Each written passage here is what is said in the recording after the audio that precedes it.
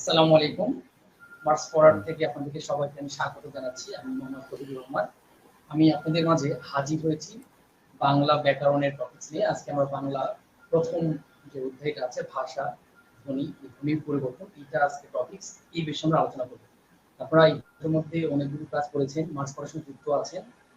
আমিও আপনাদের একজন মেন্টর হিসেবে আপনাদের আমি যা জানি সেটা চাই এবং আপনাদের কাছ থেকে আমি শিখতে চাই, কারণ আমরা সবাই শিখতে চাই, সবার কাছ থেকে সবার কিছু শেখার আছে। ঠিক আছে, আপনারা একটু জানাবেন যারা আমাকে দেখছেন, জানাবেন যে আপনারা ভিডিওটা ঠিকঠাক দেখতে পাচ্ছেন কিনা বা আমার কথা স্পষ্ট শুনতে পাচ্ছেন কিনা। যখন আপনারা কথা স্পষ্ট শুনতে পাচ্ছেন বা ঠিকঠাক দেখতে পাচ্ছেন, আমি ক্লাসটা খুব দ্রুত শুরু করব। ঠিক আছে, একটু যারা দেখছেন এই মুহূর্তে জাস্ট কমেন্টে জানাই দেবেন বা কমেন্ট করে একটু জানান যে আপনারা লাইভটা ঠিকঠাক দেখতে পাচ্ছেন কিনা বা আমার কথাটা স্পষ্ট শোনা যাচ্ছে কিনা বা আরো জোরে কথা বলতে হবে কিনা। তবে ভালোভাবে শোনার জন্য কানে ইয়ারফোন ইউজ করলে বেশি বেটার হয়। মানে যে কোনো শব্দ শোনার জন্য বা যে কোনো কারণে এরকম হয় যে সাউন্ডটা একটু কম আসছে, তাহলে আপনি জাস্ট একটু ইয়ারফোন ইউজ করবেন, দেখবেন যে আপনি খুব স্পষ্ট শুনতে পারবেন। ঠিক আছে, একটু কাইন্ডলি আমাকে জানাবেন যে আপনারা দেখতে পাচ্ছেন কিনা বা কোনো প্রবলেম হচ্ছে কিনা।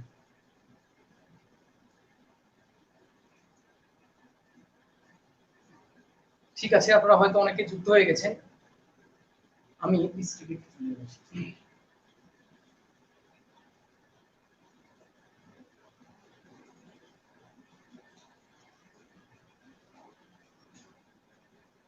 আপনাদের সঙ্গে জাস্ট কমিউনিকেশন করার জন্য একটু ল্যাপটপে দেখবো যে আপনারা কে কি কমেন্ট করছেন বা কারো কোনো প্রবলেম হচ্ছে কিনা। এইটুকুই। আপনারা এর মধ্যে হয়তো অনেকে জয়েন করছেন, যারা লাইভটাতে জয়েন করে ফেলেছেন তারা কাইন্ডলি একটু শেয়ার দেন অন্য বন্ধুদের মাঝে, তারাও জানুক যে আমাদের এখান থেকে একটা ভালো প্রোগ্রাম চলছে বা আমরা চেষ্টা করছি। আপনাদের সহযোগিতা ছাড়া তো আমরা এগিয়ে যেতে পারবো না, তাই না? সবার সহযোগিতা আমরা ইনশাআল্লাহ এগিয়ে যাব।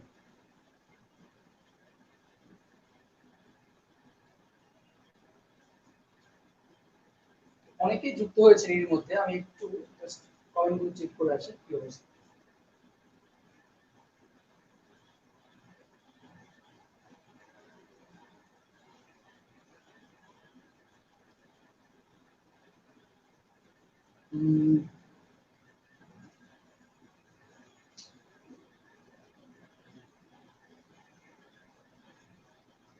একটু টাইম নিচ্ছি যে সব জানার জন্য, জাস্ট কনফার্মেশনটা হওয়ার জন্য। কনফার্মেশন পেলে আমি ক্লাসটা শুরু করে দেবো। জাস্ট কনফার্মেশন পাওয়ার জন্য আমি একটু ওবায়দুল্লাহ স্যারকে একটু ফোন দিয়ে জেনে নিচ্ছি সবকিছু ঠিকঠাক আছে কিনা, কারণ আমি এখান থেকে ওভাবে দেখতে পাচ্ছি বা বুঝতে পারছি না যে আমার কথাগুলো স্পষ্ট শোনা যাচ্ছে কিনা বা ঠিকঠাক আছে কিনা, বা আমি কোনো কমেন্টের নোটিফিকেশনও পাচ্ছি না। স্যার লাইভটা কি আছে? আমি আমাদের পেজে এখনো পাইনি।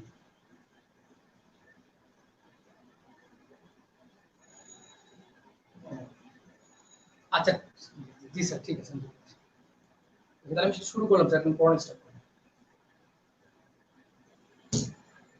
ওকে, আপনারা হয়তো আমার কথা একটু ধীরে শুনতে পাচ্ছেন। আমি ওবায়দুল স্যারের সঙ্গে কথা বললাম, যে জানলাম যে একটু ধীরে শুনছে। ঠিক আছে, আমি একটু স্পষ্ট করে জোরে কথা বলে ট্রাই করছি, আপনারা একটু আমাকে সহযোগিতা করেন। ঠিক আছে, আজকে আমার টপিকসটা হয়েছে ভাষা। আজকে আমরা শিখবো ভাষা। ভাষা বিষয়ে যেসব প্রশ্নগুলো বিগত বছর বিসিএস থেকে শুরু করে চাকরি পরীক্ষা বা অ্যাডমিশন টেস্ট এসেছে, আমরা সবগুলো নিয়ে আলোচনা করবো এবং কোশ্চেনগুলো কিভাবে হয়, কোথা থেকে হয়, এই বিষয়ে আলোচনা করবো। ঠিক আছে,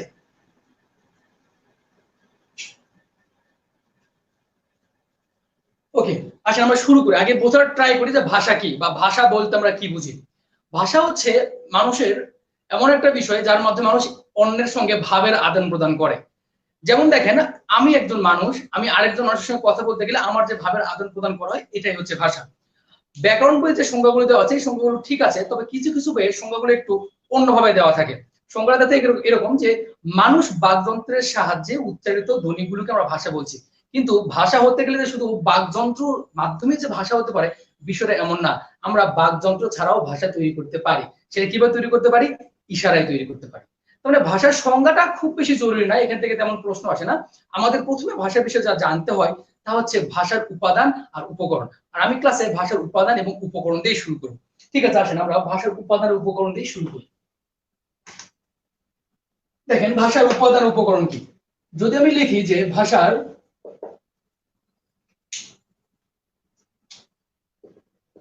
উপাদান, এখানে লিখলাম ভাষার উপকরণ। আপনারা তো জানেন যে ভাষার উপাদান হচ্ছে ধ্বনি, উপকরণ হচ্ছে বাক্য। একটু বোঝার চেষ্টা করি যে আমরা উপাদান আর উপকরণ দ্বারা কি বুঝি। আমরা যদি এই উপাদান আর উপকরণ বলতে কি বুঝি এইটাই যদি আমরা না বুঝি তাহলে কিন্তু আমরা উত্তরটা করতে পারবো না। আগে আমরা প্রথমে বোঝার চেষ্টা করি যে উপাদান বলতে কি বুঝি এবং উপকরণ বলতে কি বুঝি। ঠিক আছে, আচ্ছা আমি একটা উদাহরণের মাধ্যমে আপনাকে বোঝাবো। আমি এটা ইরেজ করে দিলাম, মিশিয়ে দিলাম। ধরেন এটা একটা মিষ্টির দোকান, ধরে নিলাম এটা একটা মিষ্টির দোকান। কিসের দোকান? মিষ্টির দোকান। ঠিক আছে, এই মিষ্টির দোকানে অনেক ধরনের মিষ্টি থাকে, তাই না?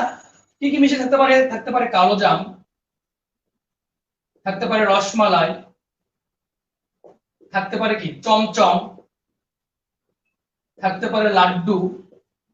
এরকম বিভিন্ন ধরনের আমাদের মিষ্টির উপকরণ, মিষ্টি থাকতে পারে। এখন এই মিষ্টির দোকানকে আমি ভাষার সঙ্গে তুলনা করব।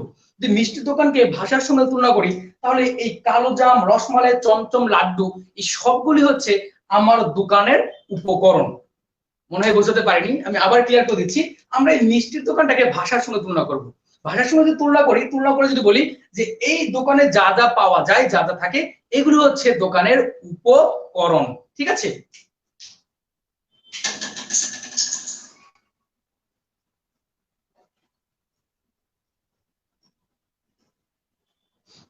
আশা করছি এটুকু বুঝতে পেরেছেন।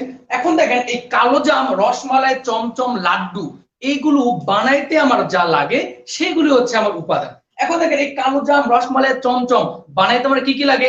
আমার লাগবে কি দুধ লাগবে, ছানা লাগবে, চিনি লাগবে, তেল লাগবে, ময়দা লাগবে। এইগুলো হচ্ছে আমার উপাদান। তার মানে চিন্তা করে দেখেন উপাদান হচ্ছে একদম রুট লেভেল। অনেকগুলো উপাদান একসঙ্গে যুক্ত করলে আমি কি পাই? উপকরণ পাই। আশা করছি ব্যাপারটা ক্লিয়ার হয়েছে। তার মানে দেখেন ভাষার ক্ষেত্রে যদি উপাদান বলা হয়, উপাদানটা কি একদম রুট লেভেল, একদম নিচের লেভেল। নিচের লেভেলে কি থাকে? ধ্বনি থাকে। কারণ কি অনেকগুলো ধ্বনি একসঙ্গে যুক্ত হয়ে কি হয়? শব্দ হয়। অনেকগুলো শব্দ একসঙ্গে যুক্ত হয়ে কি হয়? বাক্য হয়। এই জন্য দেখেন ভাষার উপাদানটা কি হচ্ছে? ধ্বনি। আর ভাষার উপকরণ কি? বাক্য। আশা করছি ব্যাপারটা ক্লিয়ার হয়েছে। আমি আরেকবার লিখে দেখাচ্ছি। দেখেন প্রশ্ন কিন্তু এটা অনেক আসে এবং অনেকেই খুব কনফিউজড হয়ে যায়। এই কনফিউশন দূর করতে আমাদের এই কাজ। দেখেন বিষয় হচ্ছে যে ভাষার উপাদান, উপাদান হচ্ছে ধ্বনি, আর ভাষার উপকরণ, ভাষার উপকরণ হচ্ছে বাক্য। আমরা উপাদান আর উপকরণ কি কিভাবে বোঝা বা মেইন ডিফারেন্সটা কোথায় দুটোর মধ্যে, ওটা আমরা বুঝতে পেরেছি। এখন দেখেন এরপর যদি কোনো কারণে মনে না থাকে আমরা টেকনিক ইউজ করব। টেকনিক কি? উপাদানে ন আছে, ধ্বনিতে ন আছে, উপকরণে ক আছে, বাক্যতে ক আছে। এখন বিষয়টা ইজি হয়ে গেছে। যদিও ইজি হয়ে গেছে কিন্তু আমাকে বেসিক জিনিসটা জানতে হবে যে উপাদান কি, উপকরণ কি।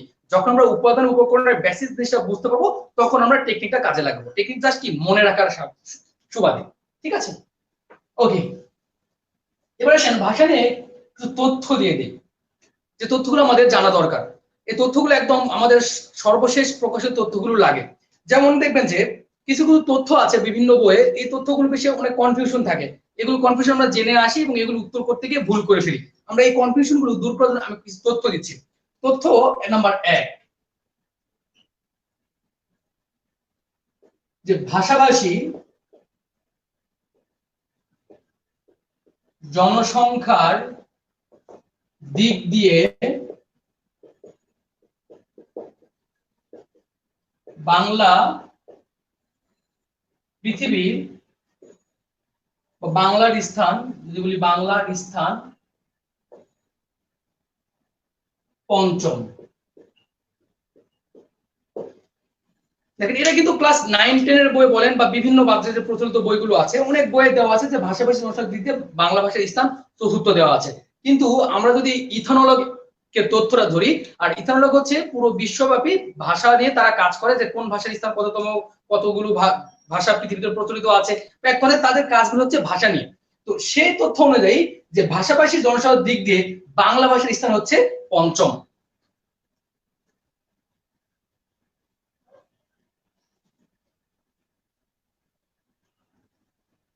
ওকে, যদি কোথাও পঞ্চম অপশনে থাকে তাহলে অবশ্যই আমাকে পঞ্চম দেখাতে হবে। আর যদি পঞ্চম যদি অপশনে না থাকে পঞ্চম যদি অপশনে না থাকে, যদি চতুর্থ থাকে তখন আমরা চতুর্থ দেখাবো, কিন্তু আমাকে প্রথম উত্তর দেখা দেবে পঞ্চম। ঠিক আছে, এটা কিন্তু জেনে রাখবেন। এরপরে দেখেন আরেকটা তথ্য আছে, এটা প্রায় ভুল পাই আমরা, যে এখন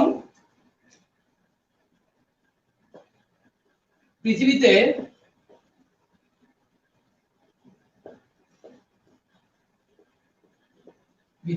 প্রায় 27 কোটি লোকের মুখের ভাষা বাংলা।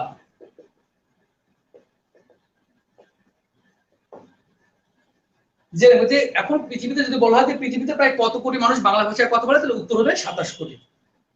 আরেকটা খুব ইম্পর্টেন্ট তথ্য দিয়ে যাচ্ছি, এটা প্রায় পরীক্ষায় আসে, সেটা হচ্ছে যে বাংলাদেশ ছাড়াও বা এই সাবকন্টিনেন্ট বাংলাদেশ বা ভারত ছাড়াও আরেকটা দেশ যারা বাংলা ভাষাকে দ্বিতীয় রাষ্ট্রভাষা হিসেবে স্বীকৃতি দিয়েছে, সেই দেশটার নাম পরীক্ষা আসে। সেই দেশটার নাম হচ্ছে সিয়েরা লিওন। সেই দেশটার নাম হচ্ছে সিয়েরা লিওন। এই সিয়েরা লিওন হচ্ছে আফ্রিকা মহাদেশের একটা যুদ্ধ বিধ্বস্ত দেশ। তো এখানে বাংলাদেশের অনেক সৈন্য আছে।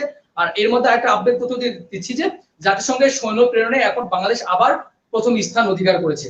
ঠিক আছে, তো এই সৈন্যগুলো সিয়েরা লিওনে গিয়ে অনেক স্কুল স্থাপন করেছে, অনেক মেডিকেল ক্যাম্প করেছে, বা ওদের আর্থ সামাজিক উন্নয়নে অনেক কাজ করেছে। দ্যাটস ওয়াই তাদের সম্মানার্থে বা বাংলাদেশিদের সম্মানার্থে এখানে তারা তাদের দ্বিতীয় রাষ্ট্র হিসেবে বাংলাদেশকে স্বীকৃতি দিয়েছে। ঠিক আছে,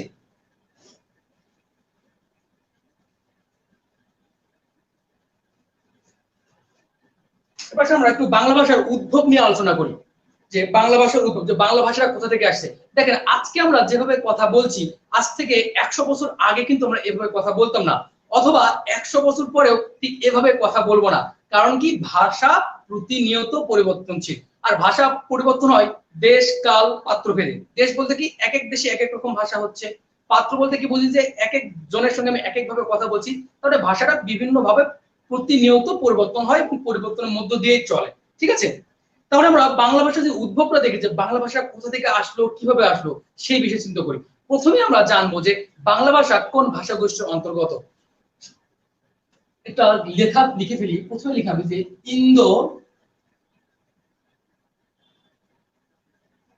ইন্দো ইউরোপীয় ভাষা। ইন্দো ইউরোপীয় একটা ভাষা গোষ্ঠীর নাম। আমি আবার বলছি যে ইন্দো ইউরোপে কি একটা ভাষা গোষ্ঠীর নাম, কারণ কি অনেকগুলো ভাষা গোষ্ঠী আছে। ইন্দো ইউরোপে আছে, ইন্দো কানাডিয়া আছে, ইন্দো আরবীয় আছে, অনেকগুলো গোষ্ঠী আছে। তো বাংলা ভাষা আসছে কই থেকে? বাংলা আসছে ইন্দো ইউরোপীয় ভাষা গোষ্ঠী। আমি একটু ক্লিয়ার করে লিখে দিচ্ছি, আপনাদের বুঝতে সুবিধা হবে।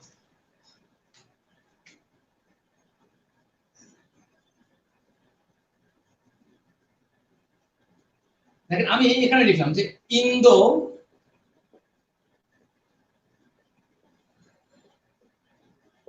ইউরোপীয় ভাষা গোষ্ঠী। ঠিক আছে, প্রশ্ন করা হয় যে বাংলা ভাষা কোন ভাষা গোষ্ঠীর অন্তর্গত, তো বাংলা হবে ইন্দো ইউরোপীয় ভাষা গোষ্ঠীকে। দেখেন এই ইন্দো ইউরোপীয় ভাষা গোষ্ঠীকে ভাগ করা হয়েছে দুই ভাগে। কয় ভাগে? দুই ভাগে। একটা হচ্ছে কেন্তম, অনেক জায়গাতে কেন্তুম পাওয়া যায়, তবে কেন্তম। আরেকটা হচ্ছে শতম, আরেকটা হচ্ছে শতম। এখন দেখেন আমাদের যে বাংলা ভাষা, সেই বাংলা ভাষাটা কিন্তু আসছে শতম থেকে। কই থেকে আসছে? শতম থেকে। এখান থেকে বিসিএস বা বিভিন্ন জব পরীক্ষাতে প্রশ্ন কিভাবে, আমি একটু এক্সপ্লেন করছি। প্রশ্ন এসেছে বাংলা ভাষা কোন ভাষা গোষ্ঠীর অন্তর্গত, উত্তর হবে ইন্দো ইউরোপীয় ভাষা গোষ্ঠী। আবার দেখেন ইন্দো ইউরোপীয় ভাষা গোষ্ঠীকে কয় ভাগে ভাগ করা হয়েছে? দুই ভাগে ভাগ করা হয়েছে।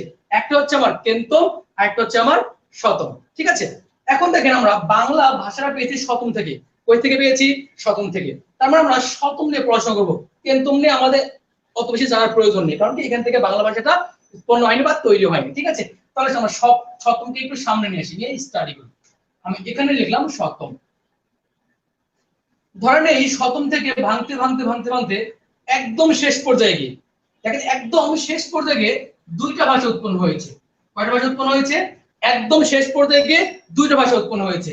একটা হচ্ছে অসমিয়া, একটা ভাষার নাম কি? অসমিয়া। আরেকটা ভাষা উৎপন্ন হয়েছে, সেটা হচ্ছে বাংলা, সেটা হচ্ছে বাংলা। তাহলে আবার দেখেন আমি একটু রিপিট করে দেই আপনাদের বোঝানোর সুবিধার্থে, যে বাংলা ভাষা কোন ভাষা গোষ্ঠীর অন্তর্গত? ইন্দো ইউরোপীয় ভাষা গোষ্ঠীর অন্তর্গত। ইন্দো ইউরোপীয় ভাষা গোষ্ঠীকে কয় ভাগে ভাগ করা হয়েছে? দুই ভাগে। একটা হচ্ছে কেন্তম, আর একটা শতম। বাংলা কোন ভাষা থেকে, বাংলা ভাষা থেকে আসছে? শতম থেকে আসছে। দেখেন এই শতম থেকে ভাষার পরিবর্তিত হতে তো বা শ্রেণীবিভাগ করতে করতে আমরা শেষমেশ ভাষা পেয়েছি একসঙ্গে দুইটা, সেটা কি কি? অসমিয়া আর বাংলা। অসমিয়াটা হচ্ছে আসামে কথাবার্তা বলে। এই অসমিয়া আর বাংলা এই দুটো ভাষা আসছে বঙ্গ কামরূপী থেকে। কই থেকে আসছে? বঙ্গ কামরূপী থেকে আসছে। ঠিক আছে, তার মানে দেখেন বঙ্গ কামরূপী থেকে দুইটা ভাষা উৎপন্ন হয়েছে। এই বঙ্গ কামরূপীতে কিভাবে প্রশ্ন হতে পারে? বঙ্গ কামরূপীতে প্রশ্ন হয় যে কোথা থেকে বাংলা ভাষা সরাসরি উৎপন্ন হয়েছে। প্রশ্ন আসে কি যে কোন ভাষা থেকে বাংলা ভাষা সরাসরি উৎপন্ন হয়েছে, তখন উত্তর হবে যে বঙ্গ কামরূপী থেকে। কারণ কি বঙ্গ কামরূপী থেকে সরাসরি বাংলা ভাষা উৎপন্ন হয়েছে। এখন দেখেন বঙ্গ কামরূপী থেকে ভাষা উৎপন্ন হয়েছে কয়টা? দুইটা। আমরা যদি বঙ্গ কামরূপীকে মায়ের সঙ্গে তুলনা করি তাহলে দেখব যে একই মায়ের সন্তান পেয়েছে কয়টা? দুইটা। একটা কি অসমিয়া আর বাংলা। তো জাহাঙ্গীরনগর ভার্সিটিতে একবার কোশ্চেন এসেছিল এরকম যে বাংলার সহোদর কে? তো এখন চিন্তা করে যে তাহলে বাংলার কি আবার বাবা মা ভাই বোন আছে? আসলে বাবা মা ভাই বোন সব জেন্ডার ডিসক্রিমিনেশন করা যায় না, কিন্তু যেহেতু বঙ্গকাম রূপী থেকে বাংলা ভাষা উৎপন্ন হয়েছে বা বঙ্গকাম রূপী থেকে অসমিয়া উৎপন্ন হয়েছে, সেই সুবাদে আমরা বলতে পারি যে বঙ্গকাম রূপী হচ্ছে মা, তার হচ্ছে সন্তান হচ্ছে বাংলা এবং অসমিয়া। এখন যদি প্রশ্ন করা যায় তাহলে অসমিয়ার সহোদরকে বাংলা অথবা বাংলার সহোদরকে অসমিয়া, মনে রাখবেন। ঠিক আছে, এরপর দেখেন বঙ্গকাম রূপে আসছে কই থেকে? আমরা বঙ্গকাম রূপে আসছে যে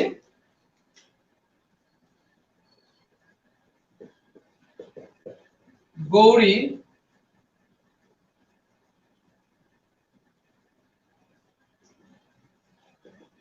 অপভ্রংশ থেকে। ঠিক আছে, আরেক দেখেন তাহলে কি বঙ্গকাম রূপটা কই থেকে আসছে? বঙ্গকাম গৌরীয় অপভ্রংশ থেকে।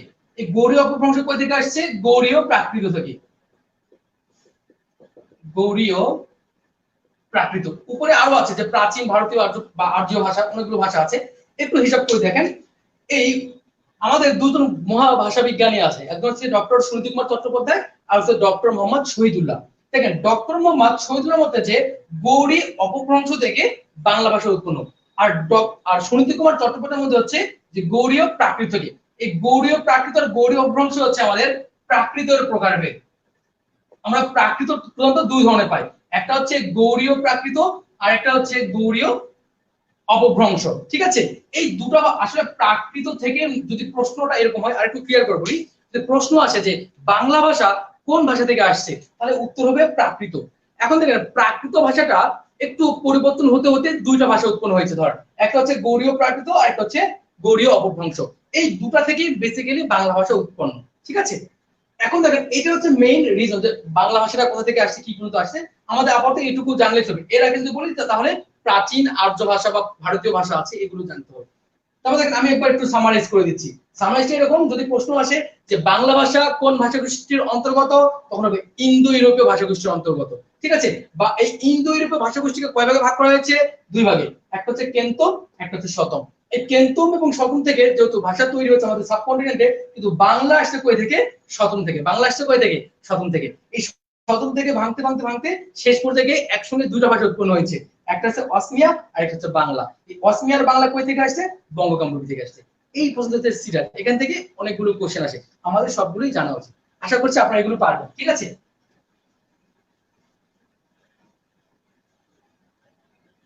ওকে, আমি একটু কমেন্ট সেকশন চেক করেছি যে কি অবস্থা, আমরা আমাদের সবাই লাইভটা ঠিকঠাক দেখতে পাচ্ছে কিনা বা কোনো প্রবলেম হচ্ছে কিনা।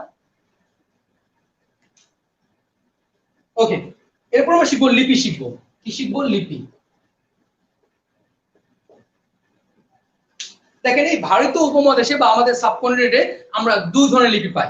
অথবা যদি বলে যে লিপি কয় প্রকার, তাহলে আমরা বলতে পারবো যে লিপি হচ্ছে দুই প্রকার। দেখেন এই লিপিকে ভাগ করা হচ্ছে কয় ভাগে? দুই ভাগে। একটা হচ্ছে ব্রাহ্মী লিপি আর একটা হচ্ছে খরস্থি লিপি। কি লিপি? খরস্থি লিপি। তাহলে দেখেন লিপিকে ভাগ করা হচ্ছে কয় ভাগে? দুই ভাগে। একটা হচ্ছে কি ব্রাহ্মী লিপি আর একটা হচ্ছে খরস্থি লিপি। দেখবেন একদম শুরুর দিকে বা প্রথমের দিকে এই ব্রাহ্মী লিপি এবং খরস্থি লিপি দুইটাই কিন্তু ডান দিক থেকে লেখা শুরু হচ্ছিল বা ডান দিক থেকে লেখা হতো, কিন্তু কালের বিবর্তন বা পরে এসে লিপি হয়ে গেছে যে ব্রাহ্মী লিপিটা ডান দিক থেকে না লিখে বাম দিক থেকে লিখি। আমরা যে বাংলা লিখি, বাংলাটা কোন দিক থেকে লিখি? অবশ্যই আমরা বাম দিক থেকে লিখি। এখন দেখেন এই ব্রাহ্মী লিপিকে আবার তিনটা ভাগে ভাগ করা যায়। ঠিক আছে, একটা হচ্ছে কুটিল, একটা হচ্ছে নাগর আর একটা হচ্ছে সারদা। যেহেতু বাংলা আসছে ব্রাহ্মী লিপি থেকে, বাংলা কোন লিপি থেকে আসছে?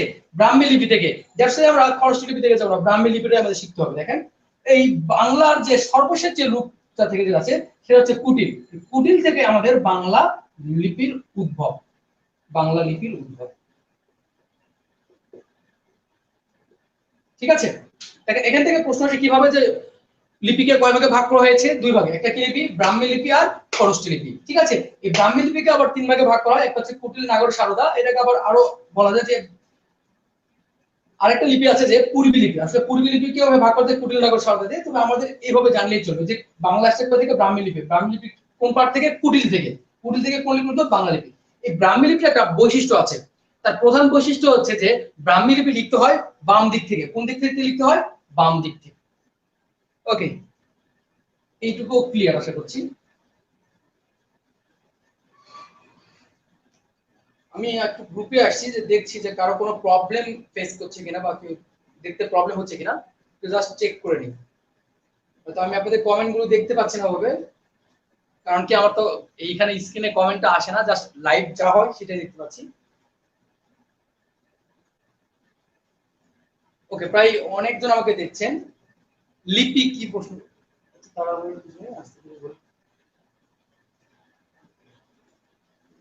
ওকে, আমি হয়তো একটু দ্রুত কথা বলি, এজন্য হয়তো অনেকের বুঝতে সুবিধা হচ্ছে। ঠিক আছে, আমি আরো ধীরে কথা বলা ট্রাই করব, ইনশাআল্লাহ আপনারা ধীরে ধীরে বুঝতে পারবেন। ঠিক আছে, ওকে, আসেন আমরা শিখি ব্যাকরণ নিয়ে। আমরা একটু কথা বলি ব্যাকরণ নিয়ে। ঠিক আছে, ব্যাকরণ কাকে বলে? বাংলা ব্যাকরণটা কি? বাংলা ব্যাকরণ হচ্ছে যে পুস্তক পাঠ করলে বাংলা ভাষা সম্পর্কে শুদ্ধভাবে বলতে, লিখতে এবং পড়তে পারা যায়, তাকে বাংলা ব্যাকরণ বলে। এখন দেখেন এই ব্যাকরণ একটু হিস্টোরিটা আমরা জানার চেষ্টা করব, ব্যাকরণ একটু বেসিক তথ্য জানি। ঠিক আছে, দেখেন ব্যাকরণকে যদি আমরা ভাঙি বা ব্যাকরণকে যদি আমরা বিশ্লেষণ করি, তাহলে আমরা পাই বি যোগ আ যোগ ক্রি যোগ অন। মনে রাখবেন এখানে অবশ্যই প্রত্যয় সাহিত্য চিহ্নটা দিতে হবে, এটা হচ্ছে কৃত প্রত্যয়। তাহলে দেখেন ব্যাকরণ কিন্তু প্রত্যয় সাহিত্য শব্দ। কোন প্রত্যয়? কৃত প্রত্যয়। ক্লিয়ার? আশা করছি বুঝতে পেরেছেন। আবার দেখেন ব্যাকরণটা শুধু প্রত্যয় সাহিত্য শব্দ এমন না, ব্যাকরণ আবার কিন্তু উপসর্গ সাহিত্য শব্দ। আমরা যদি ব্যাকরণকে উপসর্গ দ্বারা ভাঙি, তাহলে আমরা পাই বি যোগ আ, এই দুটো উপসর্গ পাই, যোগ হচ্ছে করণ। করণটা হচ্ছে স্বাধীন শব্দ, করণটা হচ্ছে স্বাধীন শব্দ, তার পূর্বে বি এবং আ উপসর্গ বসেছে। ঠিক আছে, ওকে। তার মানে দেখেন যে ব্যাকরণ হচ্ছে বাংলা আমরা দুটো জিনিস পাই, একটা হচ্ছে প্রত্যয়সাধ্য শব্দ আর একটা হচ্ছে উপসর্গ সাহিত্য শব্দ। উপসর্গ পাই কয়টা? দুইটা, একটা বি এবং আ। এবার আসেন যে বাংলা ব্যাকরণ নিয়ে কিছু কথা বলি। দেখেন বাংলা ভাষার জন্য বা বাংলা সাহিত্যের জন্য যতগুলো ব্যাকরণ রচিত হয়েছে বা যারা প্রতীক হিসেবে মানে হিসাব করি, তাদের বিষয়ে একটু আলোচনা করি। দেখেন এই উপমহাদেশে বা বাংলাদেশের যদি কথা বলি বা সাবকন্টিনেন্টের কথা বলি, এই সাবকন্টিনেন্টের শ্রেষ্ঠ ব্যাকরণবিদ অথবা এই ভারত উপমহাদেশের শ্রেষ্ঠ ব্যাকরণবিদ বলা হয় পাণিনিকে। কাকে বলা হয়? পাণিনিকে। ঠিক আছে, এই পাণিনি প্রথম যে ব্যাকরণ রচনা করেন, সে ব্যাকরণ বইয়ের নাম হচ্ছে অষ্টাধ্যায়ী। ঠিক আছে, আমি আবার বলছি যে এই উপমহাদেশে প্রথম ব্যাকরণবিদ বা ব্যাকরণবিদ হিসেবে যার নাম আসে তার নাম হচ্ছে পাণিনি। এই পাণিনি যে ব্যাকরণ রচনা করেন তার নাম হচ্ছে অষ্টাধ্যায়ী, তার নাম হচ্ছে অষ্টাধ্যায়ী। এখন দেখেন যে এই অষ্টাধ্যায়ী মানে কি? এখানে হচ্ছে 18টা অধ্যায় আছে। কয়টা অধ্যায় আছে? 18 অধ্যায়।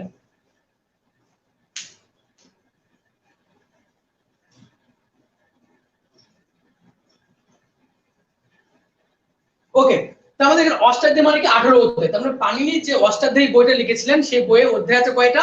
18টা। ঠিক আছে, তবে এই অষ্টাধ্যায়ী এই ব্যাকরণ বইটা আসলে অনেক কঠিন ছিল, অনেক টাফ ছিল। কারণ কি সংস্কৃত ভাষায় রচনা তো, ওই সময় যারা খুবই উঁচু পর্যায়ে ছিল বা খুব ভালো মানের পড়াশোনা করতে পারতো তারাই শুধু পড়তে পারতো, কিন্তু সাধারণ জনগণ খুবই কঠিন ছিল। এই অষ্টাধ্যায়ী ব্যাকরণকে যিনি আরেকটু সহজ করে দিয়েছেন তার নাম হচ্ছে পতঞ্জলি। তার নাম কি? পতঞ্জলি। পতঞ্জলি করেছেন কি? এই অষ্টাধ্যায়ী ব্যাকরণকে একটু সুন্দর করে সহজ করে ব্যাখ্যা করেছেন। ঠিক আছে, আর এই অষ্টাধ্যায়ী যদি বলা হয় যেটা কত সালে রচিত, এটা হচ্ছে 650 সালে বা 650 খ্রিস্টাব্দে। দিকে আনুমানিক, এটা একবারে যে অ্যাকুরেট সাল তা না, এটা হচ্ছে আনুমানিক 650 খ্রিস্টাব্দে তিনি এই অষ্টাধ্যায়ী নামে একটা সংস্কৃত ব্যাকরণ রচনা করেন। ঠিক আছে, আচ্ছা আমরা কয়েকটা পয়েন্ট নেই। এক নম্বর পয়েন্ট দিই পানিনি, এটা আমরা এক নম্বর পয়েন্ট হিসেবে ঘোষণা করি। ঠিক আছে, তাহলে কিন্তু এক নম্বর পানিনি। এরপরে আমরা বাংলা ব্যাকরণ দিকে আসবো।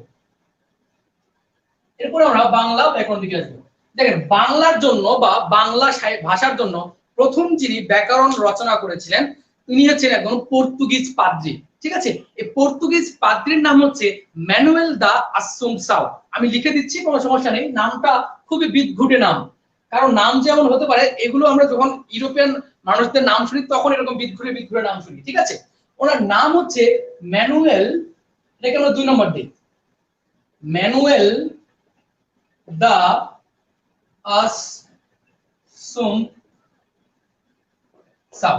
ঠিক আছে, আসেন এই ভদ্রলোক সম্পর্কে একটু আলোচনা করি। এই ভদ্রলোকের ভাষা ছিল পর্তুগিজে, মানে পর্তুগালে, উনি পর্তুগিজ পাদ্রী। তো উনি ব্যবসার সাপেক্ষে হোক বা যে কোনো কাজে হোক এই বাংলাদেশে বা উপমহাদেশে আসছেন। উপমহাদেশে এসে, হয়তো লেখাটা দেখা যাচ্ছে, আমি এই জায়গাটা স্কিপ করতে হবে, এখানে আলো পড়ছে, দ্যাটস ওয়াই ওনাকে দেখতে পাচ্ছি না। আমি এখানে লিখতেছি যে ম্যানুয়েল দা আসুনসাও। ঠিক আছে, এর ভাষা হচ্ছে কোথায়, তার জন্মস্থান হচ্ছে পর্তুগিজ বা পর্তুগিজ পাদ্রী। উনি বাংলাদেশে আসছেন। উনি বাংলাদেশের কোথায়? বাংলাদেশের গাজীপুরে, এটা পরীক্ষায় আসে। উনি বাংলাদেশের গাজীপুরের কোথায়? গাজীপুরের ভাওয়ালে। উনি গাজীপুরের ভাওয়ালে বসে 1734 সালে, কত সালে? 1734 সালে কোন হরফে? রোমান হরফে। আমি কিছু শুধু তথ্যগুলো লিখছি, পুরোটাই লিখছি না, তথ্য লিখছি, আপনার তথ্যগুলো লিখে রাখেন, এখান থেকে বুঝতে পারবেন যে কি কি ঘটেছে। একটা প্রথম নাম লিখবেন যে ম্যানুয়েল দা আসুনসাও। উনি কোথায় ব্যাকরণ রচনা করছেন? উনি গাজীপুরের ভাওয়ালে। কত সালে রচনা করেন? 17 সালে। উনি 17 সালে কি করেন? রচনা করেন। আবার 1743 সালে, ঠিক 10 বছর পরে ইনি তার প্রকাশ করেন। কি করেন? প্রকাশ করেন। ইনি যে ব্যাকরণটা প্রকাশ করেন, সে প্রকাশটা কিন্তু বাংলায় লিখে প্রকাশ করেন না, উনি প্রকাশ করেন রোমান হরফে। কোন হরফে? রোমান হরফে। এবং এই রোমান হরফে যে প্রকাশ করেন, উনি প্রকাশ করেন কোথায়? এটা কি বাংলাদেশে প্রকাশ করেন? না, উনি কিন্তু বাংলাদেশে প্রকাশ করেন না, উনি প্রকাশ করেন পর্তুগালের রাজধানী লিসবনে। লিসবনে প্রকাশ করা হয়। ঠিক আছে, আশা করছি ব্যাপারটা বুঝতে পেরেছেন। হ্যাঁ স্যার, ঘেমে যাচ্ছেন, কষ্ট হচ্ছে। আসলে ফ্যান চলছে, আমি হয়তো অনেক দ্রুত কথা বলছি, অনেক জোরে কথা বলছি, হয়তো একটু এক্সাইটমেন্ট কাজ করছে, এজন্য হয়তো একটু ঘেমে যাচ্ছি। সমস্যা, এটা কোনো ম্যাটার না। আপনারা শিখতে পারলে বা আপনাদের কিছু জানাতে পারলে এটাই আমার বড় সার্থকতা। ঠিক আছে, আপনারা কিছু জানেন বা আমি যতটুকু জানি সেটা জানিয়ে দেওয়ার চেষ্টা করছি, আর আপনারা যা জানেন আপনাদের থেকে আমি শেখার চেষ্টা করি, কারণ কি শেখার কোনো শেষ নেই, সব জায়গা থেকে সবকিছু অনেক কিছু শেখার আছে। ঠিক আছে, ওকে। হ্যাঁ, একজন কমেন্ট করেছেন যে আমার গাজীপুর। জি, উনি গাজীপুরে বসে এই কর্মকাণ্ডগুলো করেছেন বা বাংলা সাহিত্যের জন্য বা বাংলা ব্যাকরণের জন্য ব্যাকরণ রচনা করেছেন। ঠিক আছে, ওকে, আমি আরেকবার রিপিট করছি। দেখেন, পর্তুগিজ পাদ্রী ম্যানুয়েল দা আসুনসাও, ওনার উপাধি হচ্ছে পর্তুগিজ পাদ্রী। ঠিক আছে, পর্তুগিজ পাদ্রীর নাম কি? ম্যানুয়েল দা আসুনসাও। উনি কি করছেন? গাজীপুরে ভাওয়ালে বসে 1734 সালে রোমান হরফে বাংলা ভাষার জন্য ব্যাকরণ রচনা করেন। ঠিক আছে, এই ব্যাকরণটা রচনা করেন 1734 সালে, আর উনি এটা প্রকাশ করেন কিন্তু 10 বছর পরে। উনি রচনা করতেছেন, একটু দেখেন, উনি রচনা করতেছেন 1734 সালে, কিন্তু উনি প্রকাশ করছেন কয় বছর পরে? 10 বছর পরে প্রকাশ করছেন। এবং এই প্রকাশটা কিন্তু উনি বাংলাদেশে করেনি বা আমাদের এই ভারতীয় উপমহাদেশে করেনি, উনি প্রকাশ করছেন কোথায়? লিসবনে বসে। এবং প্রকাশ করছেন কোন হরফে? রোমান হরফে। ঠিক আছে, ওকে, একজনের নাম গেল, আমরা আরো কিছু নাম শিখবো। আর একটা বিষয় আমি একটু বলে রাখছি যে আমি যে তথ্যগুলো দিচ্ছি বা যে তথ্যগুলো বলছি প্রত্যেকটাই এমসিকিউ। কারণ কি এখান থেকে যা বলছি, যেগুলো লিখছি, প্রত্যেকটাই হয় বিশ্ববিদ্যালয় ভর্তি পরীক্ষায়, অথবা বিভিন্ন চাকরি পরীক্ষায়, সরকারি বেসরকারি চাকরি পরীক্ষায়, অথবা বিসিএস এ পরীক্ষায় আসছে। ঠিক আছে, সেজন্য বলছি যে যা বলছি একটু মনোযোগ সহকারে লিখেন এবং শিখেন এবং দেখেন। ঠিক আছে, আর যারা এইমাত্র জয়েন করেছেন আমাদের সঙ্গে, তাদেরকে আবার স্বাগত জানাচ্ছি আমার ক্লাসে। আমি তৌহিদুর রহমান, আরেকবার আমার নামটা আপনাদেরকে জানিয়ে দিলাম, যদি স্ক্রিনে দেখা যাচ্ছে তারপর নিজে বললে একটু ভালো লাগে, হ্যাঁ নিজের নাম বলছি, ঠিক আছে। ওকে, এরপরে আমরা যে ব্যক্তির নাম শুনবো তার হচ্ছে 3 নম্বর দিব, তার নাম হচ্ছে নাথানিয়াল বা নেথানিয়াল। এটা বিভিন্ন ভাবে লেখে বাংলায়, আমরা এইভাবে লিখি যে এখানে আলু পড়েছে, এটা হচ্ছে নাথানিয়াল ব্রাসি হেলহেড। নাম হচ্ছে যে নাথানিয়াল ব্রাসি হেলহেড, এনাকে সংক্ষেপে এন বি হেলহেড বলা হয়। আর না লিখলাম নাথানিয়াল কি এন, ব্রাসি হচ্ছে বি, তারপর হচ্ছে হেলহেড, তবে কি এন বি হেলহেড, ঠিক আছে। এই এন বি হেলহেড হচ্ছে উনিও বাংলার জন্য ব্যাকরণ রচনা করেছেন। উনি যখন ইস্ট ইন্ডিয়া কোম্পানি চলে বা ওই সময় উনি বাংলাদেশে আসছিলেন, বাংলাদেশে এসে বা এই ভারত মহাদেশে এসেছিলেন, ভারত মহাদেশে এসে কারো প্ররোচনায় হোক বা কারো আদেশে হোক উনি বাংলার জন্য ব্যাকরণ রচনা করেছেন। উনি যেহেতু বাংলার জন্য কিছু না কিছু চেষ্টা করেছেন, লিখেছেন, এজন্য উনি আমাদের জন্য গুরুত্বপূর্ণ ব্যক্তি। আসল কথা, বাংলা সাহিত্যের জন্য যে একটু কিছু করবে তার নামটাই কি হয়ে যাবে, গুরুত্বপূর্ণ হয়ে যাবে, ঠিক আছে।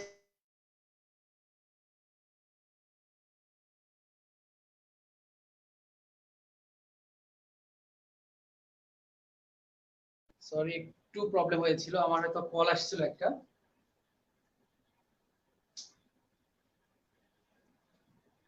আপনারা কি দেখতে পাচ্ছেন, একটু কাইন্ডলি জানাবেন।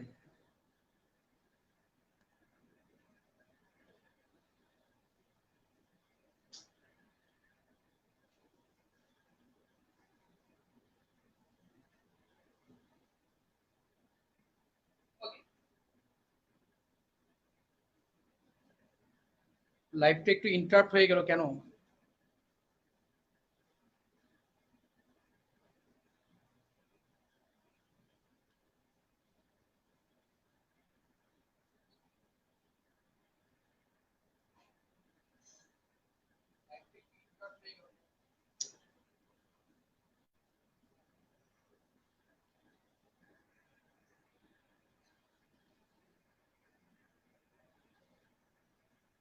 আপনারা কি আমাকে ঠিকঠাক দেখতে পাচ্ছেন, একটু কাইন্ডলি জানাবেন। আমি দেখছি যে লাইভটা এখানে চলছে, কিন্তু আমার মানে স্ক্রিনটা বাঁকা হয়ে গেছে, ভুলে গিয়েছি। একটু কাইন্ডলি জানাবেন যে হ্যাঁ ঠিকঠাক আছে কিনা বা দেখা যাচ্ছে কিনা।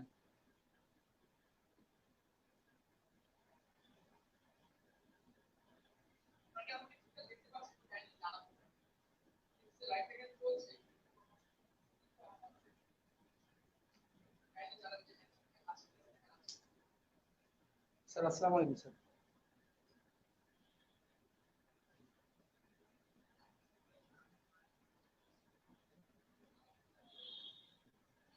জি, আমি তো সেটা ভাবলাম স্যার, এরকম মানে কেন হয়ে গেল হঠাৎ করে, একটা মানে মেসেঞ্জারের কল আসছিল, তখন একটু স্ক্রিন অফ মানে সরে গেছিল, তারপরে এরকম হয়ে গেছে। আমি কি আরেকবার কি রিলোড দিব পেজটা? রিলোড দিলে কি ঠিকঠাক হবে? জি জি। জি স্যার, জি। ঠিক আছে। আসলে যান্ত্রিক গোলযোগের জন্য খুবই দুঃখিত, মানে এরকম।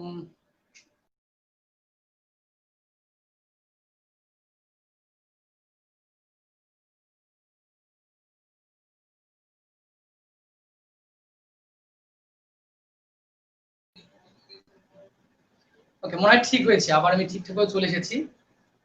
স্যার মনে হয় ঠিক আছে।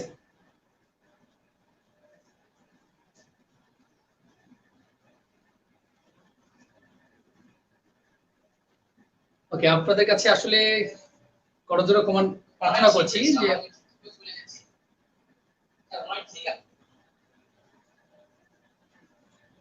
ওকে ঠিক আছে, আপনারা দেখতে পাচ্ছেন, আমি বুঝতে পারছি, কারণ আমিও পিসিতে দেখতে পাচ্ছি যে এখন ঠিকঠাক আছে। ওকে, থ্যাংক ইউ। সঙ্গে থাকার জন্য আপনাদেরকে অনেক ধন্যবাদ, আপনারা আছেন, আপনাদের ধৈর্য তারিফ করছি আমি। ওকে, এরপর দেখেন আমরা যে ব্যক্তির নাম শুনবো ওনার নাম হচ্ছে যে নাথানিয়াল ব্রাসি হেলহেড, ঠিক আছে। আপনারা কি ঠিকঠাক আমার কথা শুনতে পাচ্ছেন? এখন একটু কাইন্ডলি জানাবেন যদি প্রবলেম হয়, আমি দেখছি একটু।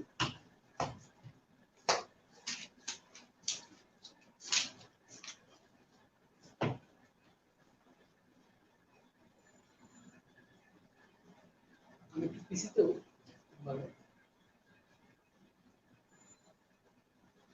অনেকেই বলেছেন যে আমি খুব দ্রুত কথা বলি, আসলে আমি একটু দ্রুত কথা বলি, হয়তো ধীরে কথা বলাটা আমার মানে অভ্যেস খুব কম। তো যারা হয়তো আজকে ফার্স্ট ক্লাস করছেন বা ফার্স্ট দেখছেন এই জন্য হয়তো একটু প্রবলেম ফিল করছেন, তবে এতক্ষণে ঠিক হয়ে যাওয়ার কথা। বুঝতে পারবেন, আশা করছি বুঝতে পারবেন। হয়তো একটু ধরতে প্রবলেম হবে, যে জায়গাগুলো ধরতে প্রবলেম হবে একটু পজ করে আগে হয়তো পরে দেখে নেবেন। আর এরপর থেকে আমি চেষ্টা করবো যে আমি আরো একটু স্পষ্ট করে আরো একটু ধীরে কথা বলতাম, ঠিক আছে?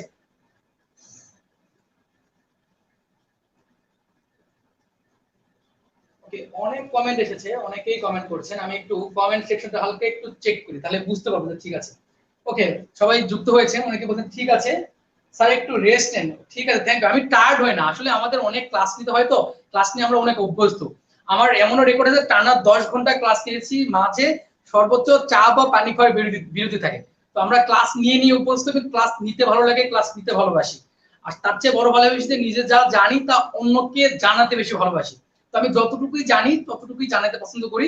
দ্যাটস ওয়াই আমি টায়ার্ড হয়ে যাইনি, জাস্ট আমি একটু গরমে একটু হালকা ঘেমে গিয়েছি, হয়তো আজকে আবহাওয়াটা একটু বেশি গরম, রুমে ফ্যান চলছে, কথা বলছি, নড়াচড়া করছি, এই জন্য হয়তো বেশি ঘেমে গেছি। হয়তো নেক্সট ক্লাসগুলিতে আরো একটু আমি আমার রুমের ডেকোরেশন ঠিক করবো, লাইটের প্রবলেমটা ঠিক করার চেষ্টা করবো, প্লাস আরেকটা স্ট্যান্ডিং ফ্যানের ব্যবস্থা করবো, তাহলে আমার দিকে বাতাস লাগলে হয়তো এই গরমটা আমার এত লাগতো না। ঠিক আছে, ওকে, ঠিক আছে, থ্যাংক ইউ। অনেকেই বলছে যে সুন্দর ক্লাস করার জন্য ধৈর্য ধরতে পারি। ওকে, দেখেন এই যে নামটা হচ্ছে নাথানিয়েল ব্রাসি হেলহেড। এই নাথানিয়েল ব্রাসি হেলহেড উনি বাংলার জন্য একটা গ্রন্থ রচনা করতেন, ঠিক আছে? সেই বইয়ের নামটা আমি বলে দিচ্ছি, যে a grammar of Bengal language. ওনার বইয়ের নাম হচ্ছে যে এ গ্রামার অফ বেঙ্গল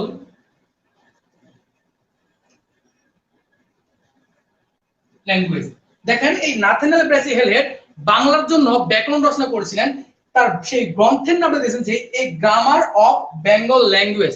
উনিও যে বাংলা যে ব্যাকরণ রচনা করেছেন, এখানে কিন্তু উনি বাংলা দিয়ে কোনো ব্যাকরণটা রচনা করেনি, উনি এই রচনাটা করেছিলেন ইংরেজি হরফে। কোন হরফে লিখেছিলেন? ইংরেজি হরফে বা ইংরেজিতে, ঠিক আছে? উনি ইংরেজিতে এটা লিখেছিলেন, আমি সালটা বলে দিচ্ছি, যে 1778 সালে। উনি 1778 সালে এটা রচনা করেন এবং প্রকাশ করেন, দুইটাই করেন। 1778 সালে উনি এটাকে রচনা করেন, প্রকাশ করেন। দেখেন নাম হচ্ছে কি নাথানিয়েল ব্রাসি হেলহেড। উনি কি করেছেন? উনি একটা বাংলার জন্য ব্যাকরণ রচনা করেছেন। সেই বইয়ের নামটা কি? যে a grammar of Bengal language, ঠিক আছে? এই বেঙ্গল ল্যাঙ্গুয়েজ, এই গ্রামারটা কিসে লেখা ছিল? বাংলা লেখা ছিল না, এটা কিন্তু উনি ইংরেজিতে লিখেছিলেন। কত সালে লিখেছিলেন? 1778 সালে। এবং মজার বিষয় হচ্ছে যে একমাত্র মানে এই প্রথম ওনার ব্যাকরণ এই গ্রন্থের মধ্যে কিছু কিছু বাংলা ওয়ার্ড পাওয়া যায় বা শব্দ পাওয়া যায়, বা কিছু কিছু বাংলা বর্ণ পাওয়া যায়। হয় উনি পুরোটা মানে একবারে যে সম্পূর্ণ মানে এ টু জেড শুধু ইংরেজিতে লিখেছেন বিষয়টা এমন না, উনি ইংরেজির পাশাপাশি কিছু গুরুত্বপূর্ণ শব্দ বাংলায় লিখেছেন, কিছু বর্ণ পরিচয় করে দিয়েছেন, ঠিক আছে?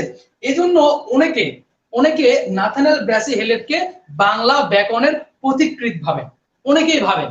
তবে এটা নিয়ে একটু কনফিউশন আছে, এটা আমরা রিমুভ করে দেবো যে কিভাবে কনফিউশন হয়েছে, ঠিক আছে? এই নামটা কিন্তু গুরুত্বপূর্ণ, এটা পরীক্ষায় আসে, ওনার থেকে দুইটা জিনিস কোশ্চেন আসে। যে ওনার দুইটা প্রশ্ন আছে, একটা হচ্ছে যে এই গ্রামার অফ বেঙ্গলি ল্যাঙ্গুয়েজ এর বই লেখক কে, অথবা নাথানিয়েল ব্রাসি হেলহেডের লিখিত বই কোনটা, অথবা প্রশ্ন আছে যে উনি কত সালে এই গ্রামার অফ বেঙ্গলি ল্যাঙ্গুয়েজ বইটা লিখেছেন, ব্যাকরণটা লিখেছেন, সেটা 1778 সালে, ঠিক আছে? আশা করতে বুঝতে পেরেছেন। এরপরে যে নামটা, এটা খুবই একটা বড় নাম, ইম্পর্টেন্ট নাম।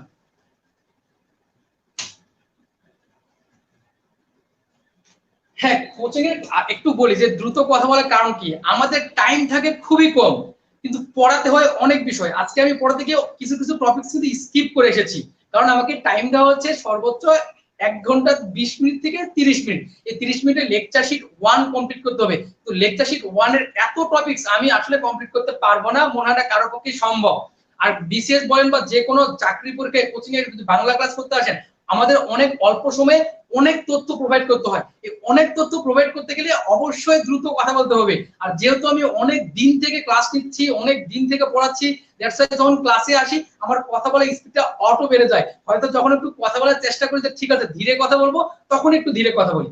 হয়তো আজকে আপনাদের একটু প্রবলেম হচ্ছে, হয়তো আগামী ক্লাসগুলোতে যদি আসি আল্লাহর রহমতে, তখন দেখবেন যে আপনার এই প্রবলেমটা থাকবে না, আপনারা আমার কথা শুনে ইউজ টু হয়ে গেছেন। ঠিক আছে, দ্যাটস ওয়াই আজকে একটু কষ্ট করেন, ইনশাআল্লাহ ভালো ভালো তথ্য দিচ্ছি, হয়তো আরো কিছু মজার টপিকস আসতেছে যেগুলো বেশি মজার এবং অনেক ইনফরমেটিভ, ওইগুলো শুনতে গিয়ে ভালো লাগবে ইনশাআল্লাহ। ঠিক আছে, ওকে।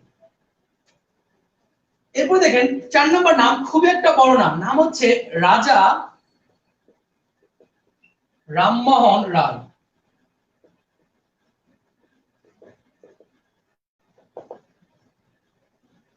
দেখেন এই রাজা রামমোহন রায় হচ্ছে প্রথম বাঙালি।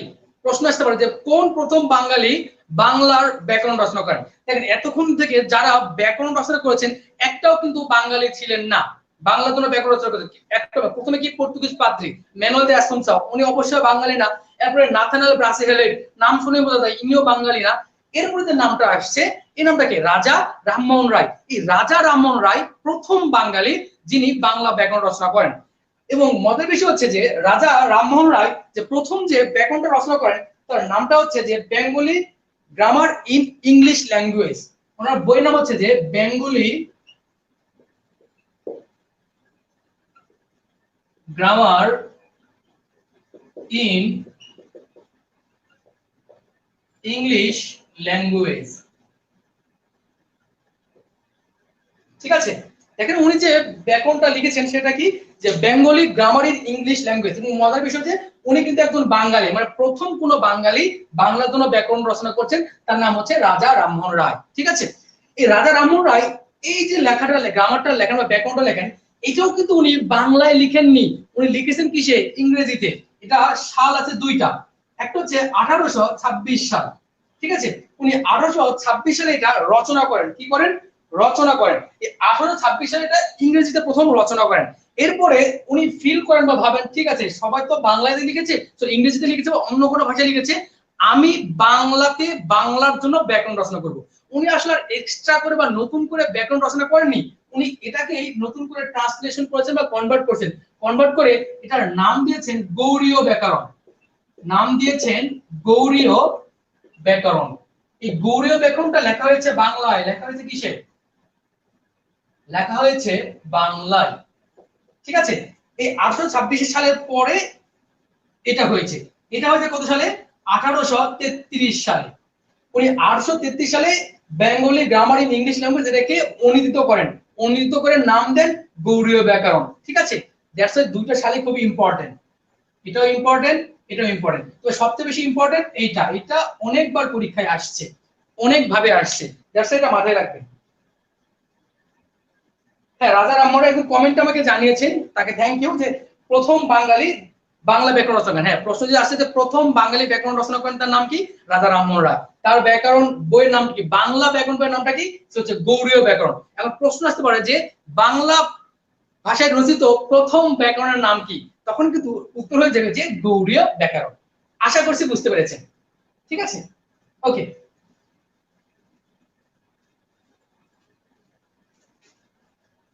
এরপর থেকে ব্যাকরণ প্রতিনিয়ত পরিবর্তিত হচ্ছে বা নতুন নতুন তথ্য আসছে। আমরা সেই রাজা রামমোহন রায় থেকে শুরু করে বলতে পারি যে এখন সুনীতি কুমার চট্টোপাধ্যায় বা তাদের নাম ব্যাকরণ বা ডক্টর হায়াত মাহমুদ, বিভিন্ন জন ব্যাকরণবিদ আসছে, তারা ভালো ভালো ভাবে ব্যাকরণটাকে আরো সমৃদ্ধশালী করছে। ঠিক আছে, এই হচ্ছে ব্যাকরণের ইতিহাস। এবার আসেন যে ব্যাকরণের আলোচ্য বিষয় শিখব। ব্যাকরণের আলোচ্য বিষয়,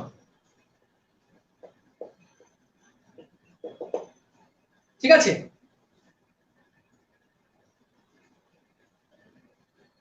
একটু দেখে নেই যে কারো কোনো প্রবলেম হচ্ছে কিনা।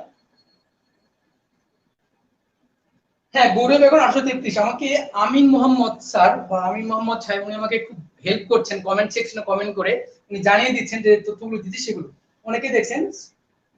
ওকে, ঠিক আছে। এবার আসেন ব্যাকরণের আলোচ্য বিষয় নিয়ে একটু আলোচনা করি। দেখেন প্রশ্ন আসে যে ব্যাকরণের আলোচ্য বিষয়, এটা কিন্তু একটু কনফিউজিং কোশ্চেন। এখানে দুই ভাবে কোশ্চেন আসে এবং এখান থেকে অনেকেই উত্তর ভুল করে ফেলে। তো আমরা এমন ভাবে শিখবো যেন ভুল না হয়। ঠিক আছে, ওকে।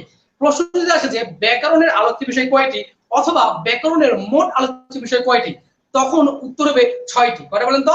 6টা। আমি আবার বলছি, যদি বলা যে ব্যাকরণের আলোচ্য বিষয় কয়টি অথবা ব্যাকরণের মোট আলোচ্য বিষয় কয়টি, তখন উত্তর হবে 6টি।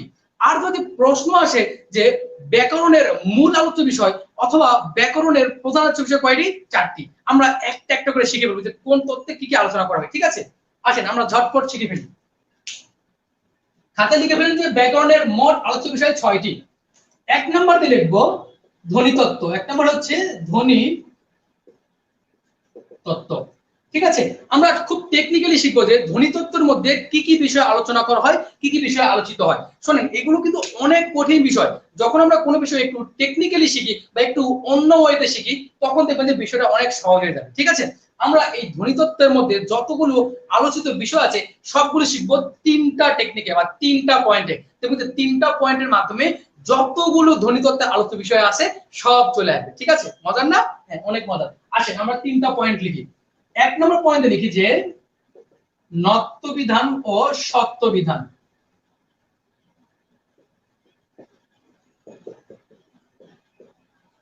নত্ব বা সত্য বিধান।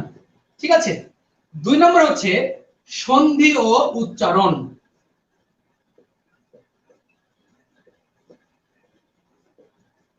2 নম্বর হচ্ছে সন্ধি ও উচ্চারণ। এখন প্রশ্ন আসতে পারে কিভাবে, যে নত্ব বিধান কোন তত্ত্বে আলোচ্য বিষয়? ধ্বনি তত্ত্বের।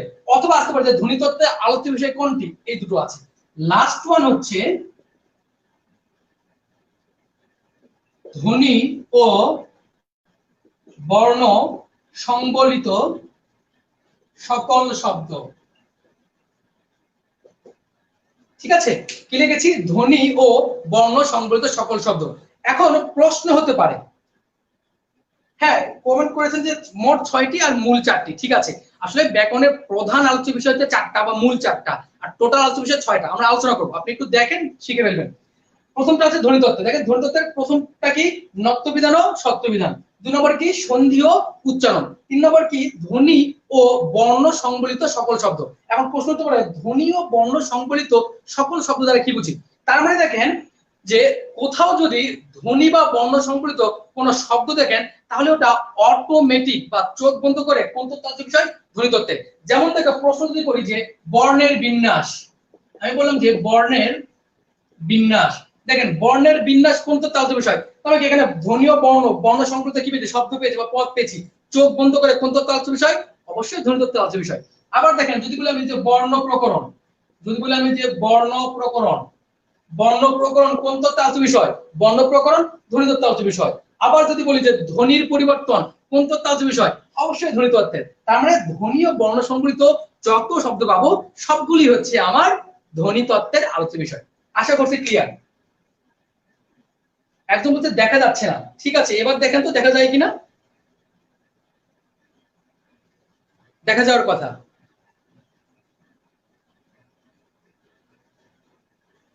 ঠিক আছে, হ্যাঁ যে দেখতে পাচ্ছে না তাহলে তো নেট একটু বাফার করছে, নেট প্রবলেম করছে।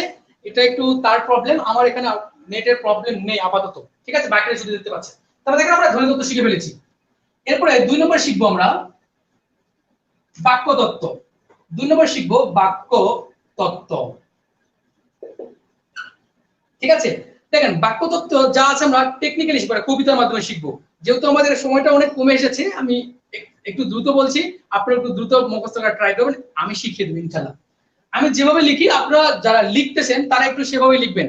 আর ক্লাসগুলো পড়ার সময় অবশ্যই খাতা কলম নিয়ে বসবেন, কারণ কি আপনি যদি শুধু দেখেন তাহলে কিন্তু মনে থাকবে, যখন দেখবেন তখনই মনে থাকবে, কিন্তু এরপরে ভুলে যাবেন, তখন আবার ভিডিওটা দেখতে হবে। যদি খাতা কলম নিয়ে বসেন, যখন যা বলবো তা যদি লিখে ফেলেন, তাহলে দেখবেন যে আপনার অনেকদিন পর্যন্ত মনে থাকবে। একটা বিষয় মনে রাখবেন যে আগে চোখের মাথায় তারপরে খাতায়, দুটো জায়গাতেই দরকার আছে তুলে রাখার। তবে মাথাতে আগে ভালো করে নিবেন, তারপরে খাতায় তুলবেন। প্রয়োজনে শর্টকাট করে হলো খাতায় তুলে রাখবেন, যখন আপনি দেখবেন তখন অটোমেটিক মাথায় হিট করবে। ঠিক আছে, আশা করছি বুঝতে পেরেছেন। দেখেন বাক্য তো শিখলে এভাবে যে বাঘ, পদ, পদোক্তি, এর নিচে লিখবো অনু, বাক্য, বাচ্য, জ্যোতি। ঠিক আছে, এটা মুখস্থ ওইভাবে যে বাক্য তত্ত্বের টেকনিক কি? বাঘ, আমি লেখা অনেক ছোট হয়ে গেছে, আমি একটু বড় করে লিখছি, হয়তো অনেকে দেখতে পাবেন না, একটু বড় করে লিখছি যে বাঘ, পদ,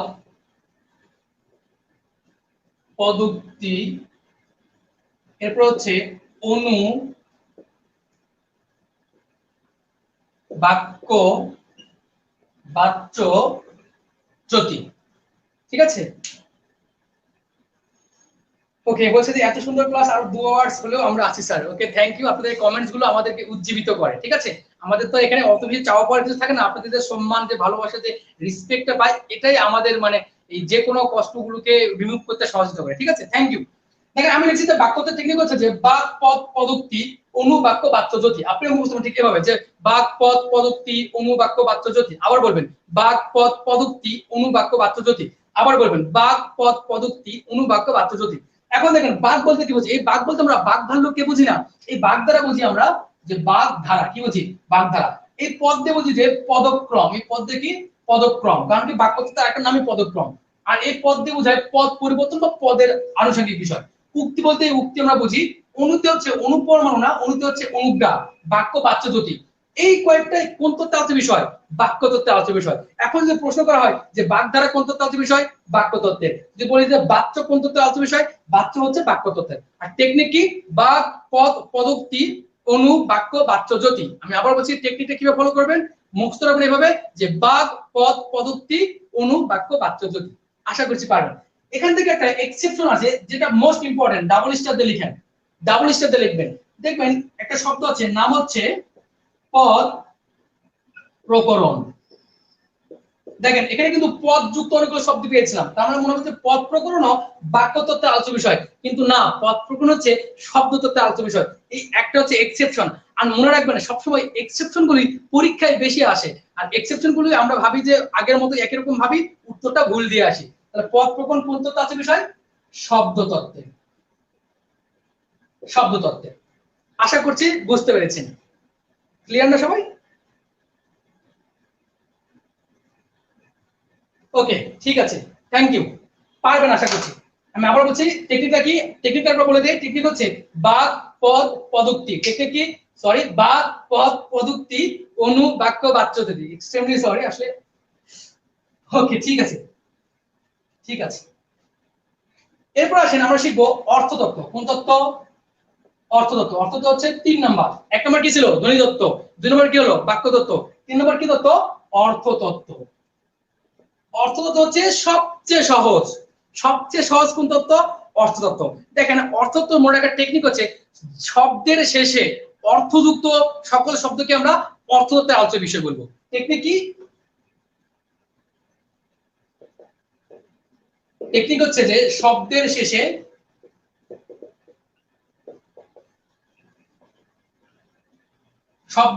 অর্থযুক্ত সকল শব্দ। যেমন দেখেন যদি বলি আমি বাচ্চার্থ, যদি বলি আমি গৌণার্থ, যদি বলি আমি লক্ষ্যার্থ, যদি বলি আমি বিপরীতার্থ, দেখেন এগুলো সবগুলো শেষে কি আছে? অর্থ আছে। গৌণার্থ, বাচ্চার্থ, লক্ষ্যার্থ, সবগুলো শেষে কি আছে? অর্থ আছে। যেখানে দেখবেন যে সবগুলো শেষে অর্থ আছে, সেটা চোখ বন্ধ করে কোন তত্ত্বের আলোচ্য বিষয় দেবেন? অর্থতত্ত্বের আলোচ্য বিষয়। এটা খুবই সহজ, এটা সবাই পারবে ইনশাআল্লাহ। ঠিক আছে, আশা করছি পারবেন। ওকে, এরপরে শিখবো শব্দতত্ত্ব। সবচেয়ে কঠিন। সবচেয়ে কঠিন কি? শব্দতত্ত্ব, তাই না? তবে কঠিনটাকে সহজ করে দেওয়া হচ্ছে আমাদের কাজ, তাই না? আমরা কেন পড়া বা আমাদের কাছে আসার পড়ার উদ্দেশ্যটা কি? উদ্দেশ্য হচ্ছে যে যেগুলো একটু কঠিন সেগুলোকে সহজ করে দেওয়া, মানে রেডিমেড জিনিস আপনাদের তুলে দেওয়া। কিভাবে? সহজ করে দেওয়া। শব্দতত্ত্বের আলোচ্য বিষয় সবচেয়ে বেশি। তবে মনে রাখার বিষয় কি, দেখেন আমরা কিন্তু ধ্বনিতত্ত্ব কি সেটা পারি, ধ্বনিতত্ত্বের মধ্যে কি কি আছে সেটা জানা হয়ে গেছে। এরপর দেখেন বাক্যতত্ত্ব, টেকনিক দিয়েছিলাম বাক পদ পদ্ধতি অনুবাদ বাচ্যজ্যোতি, এটাও হয়ে গেছে। এরপরে কি ছিলাম? অর্থতত্ত্ব, শব্দের শেষে অর্থ দেখলে চোখ বন্ধ করে অর্থতত্ত্ব আলোচ্য বিষয়, তার মানে অর্থতত্ত্ব হয়ে গেল। এরপরে বাকি কি আসলে? শব্দতত্ত্ব। এখন দেখেন মনে করেন শব্দতত্ত্বের অনেক টপিকস, আপনি সিম্পলি চিন্তা করেন বাকি 3টা মুখস্থ, এর বাহিরে বাদ বাকি যত টপিকস আসবে সবগুলো কোন তত্ত্ব আলোচ্য বিষয়? শব্দতত্ত্বের। দ্যাটস ওয়াই টেকনিক হচ্ছে বাকি সব। টেকনিক কি বলেন তো? বাকি সব। টেকনিক কি? বাকি সব। বাকি সব কি? বাকি যা কিছু আছে সবগুলো কোন তত্ত্বে আলোচ্য বিষয়? অবশ্যই শব্দতত্ত্বের। সেটা একটু এক্সপ্লেইন করি। আপনাকে যদি বলি সমাস, কি বলেছে? সমাস। এখন দেখেন তো সমাস কি আগের 3টার মধ্যে কোথাও ছিল? দেখেন প্রথম কি ধ্বনিতত্ত্বের মধ্যে ছিল? অবশ্যই পাইনি। আমরা কি অর্থতত্ত্ব আমাদের এখানে শেষে অর্থ আছে না, তাহলে তো অর্থতত্ত্ব তো হচ্ছেই না। এরপরে কি ছিল বাক্যতত্ত্ব, বাক্যতত্ত্বের টেকনিক কি ছিল বাক পদ পদোক্তি অনুবাক্য বাক্যজ্যোতি, আমাদের সমাস নেই, সমাস কোন তত্ত্বের বিষয় শব্দতত্ত্বের। আবার দেখেন যদি লিখি কারক, কারক কোন তত্ত্বের বিষয় শব্দতত্ত্বের। আবার যদি লিখি আমি লিঙ্গ কোন তত্ত্বের বিষয় শব্দতত্ত্বের। আবার দেখেন যদি লিখি আমি পুরুষ কোন তত্ত্বের বিষয় শব্দতত্ত্বের। এরকম যতগুলো বাদ বাকি যে টপিকস গুলো আছে সেগুলো কোন তত্ত্বের শব্দতত্ত্বের আছে বিষয়। ওকে, এই তো অনেকেই ক্লিয়ার হয়েছে, থ্যাংক ইউ।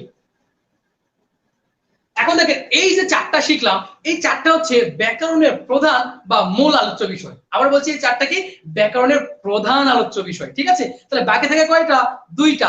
এবার আসেন এই বাকি যে দুইটা আছে আমরা এই দুইটা নিয়ে আলোচনা করব। তার মধ্যে 5 নম্বর হচ্ছে অভিধান তত্ত্ব। 5 নম্বর হচ্ছে অভিধান তত্ত্ব, আলো করেছি।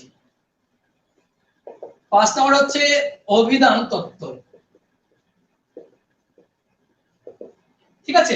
দেখেন অভিধান তত্ত্বটা কি, এই যে আমাদের ডিকশনারি আছে বা অভিধানটা কিভাবে সাজানো হবে, কোন বর্ণ আগে থাকবে কোন বর্ণ পরে থাকবে, এইসব বিষয়টা হচ্ছে অভিধান তত্ত্ব, ঠিক আছে। অভিধান তত্ত্ব থেকে প্রশ্ন আসে কি, এর ইংরেজি আসে। অভিধান তত্ত্বের ইংরেজি হচ্ছে লেক্সিকোগ্রাফি, লেক্সিকোগ্রাফি।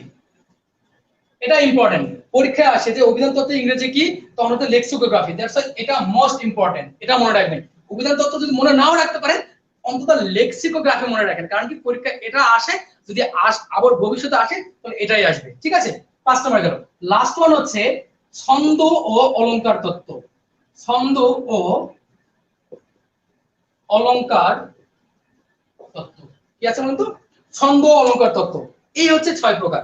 আবার অনেকে এটাকে 7 প্রকারও বানিয়ে ফেলছে, কারণ কি ছন্দ তত্ত্ব আর অলংকার তত্ত্ব দুটো আলাদা করে দিয়েছে। তবে বেশিরভাগ ভাষা বিজ্ঞানীরা ছন্দ অলংকার তত্ত্বকে একসঙ্গে দিয়েছে। এই জন্য আমরা বলি যে ব্যাকরণের প্রধান আলোচ্য বিষয় 4টি আর ব্যাকরণের মোট আলোচ্য বিষয় কয়টি, 6টি। কি আমরা পারবো না? অবশ্যই অবশ্যই পারবো। যদি পরীক্ষাতে এরকম প্রশ্ন আসে তাহলে অবশ্যই আমরা পারবো ইনশাআল্লাহ, ঠিক আছে। ওকে, অনেকেই কমেন্ট করছেন। এখন পর্যন্ত আমার ভিডিওটা প্রায় 1.4K হয়ে গেছে। যারা ভিডিওটা দেখছেন একটু শেয়ার করে দেন, আমাদের গ্রুপটা একটু এনরিচ হোক, আমাদের পেজটা একটু এনরিচ হোক। আসুন আমরা মায়া ছয়, ঠিক আছে। বাদল সাইদ স্যারের খুব সুন্দর একটা কথা যে আসুন মায়া ছয়।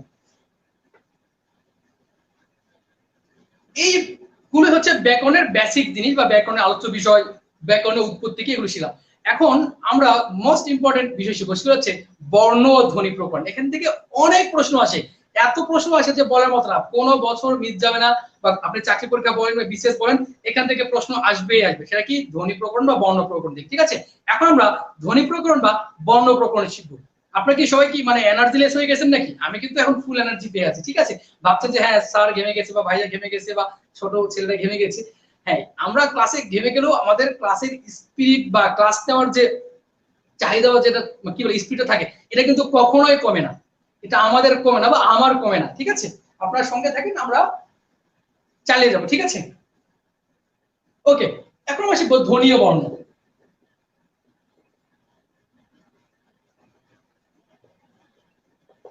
ধ্বনি ও বর্ণ দেখেন সিম্পলি কি ধ্বনি কি, ধ্বনি হচ্ছে যে কোনো শব্দই ধ্বনি, মানে যাই শব্দই। আমি দেখে যদি দুটো মার্কেটে শব্দ করি, এটাই হচ্ছে ধ্বনি। আর বর্ণ কি, ধ্বনির হচ্ছে সাংকেতিক রূপ বা লিখিত রূপ হচ্ছে বর্ণ।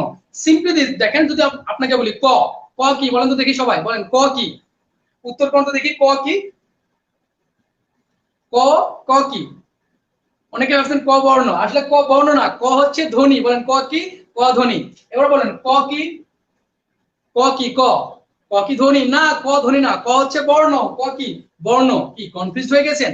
আসলে কনফিউজ হওয়ার মতোই। দেখেন সিম্পলি বিষয় হচ্ছে, যখন আমি আপনাকে প্রশ্ন করবো যে ক কি, না লিখে তখন কি ক যে ধ্বনি, আর তখন আমি লিখে বলবো যে ক কি, তখন ক হচ্ছে বর্ণ। আশা করছি বিষয়টা ক্লিয়ার, ঠিক আছে।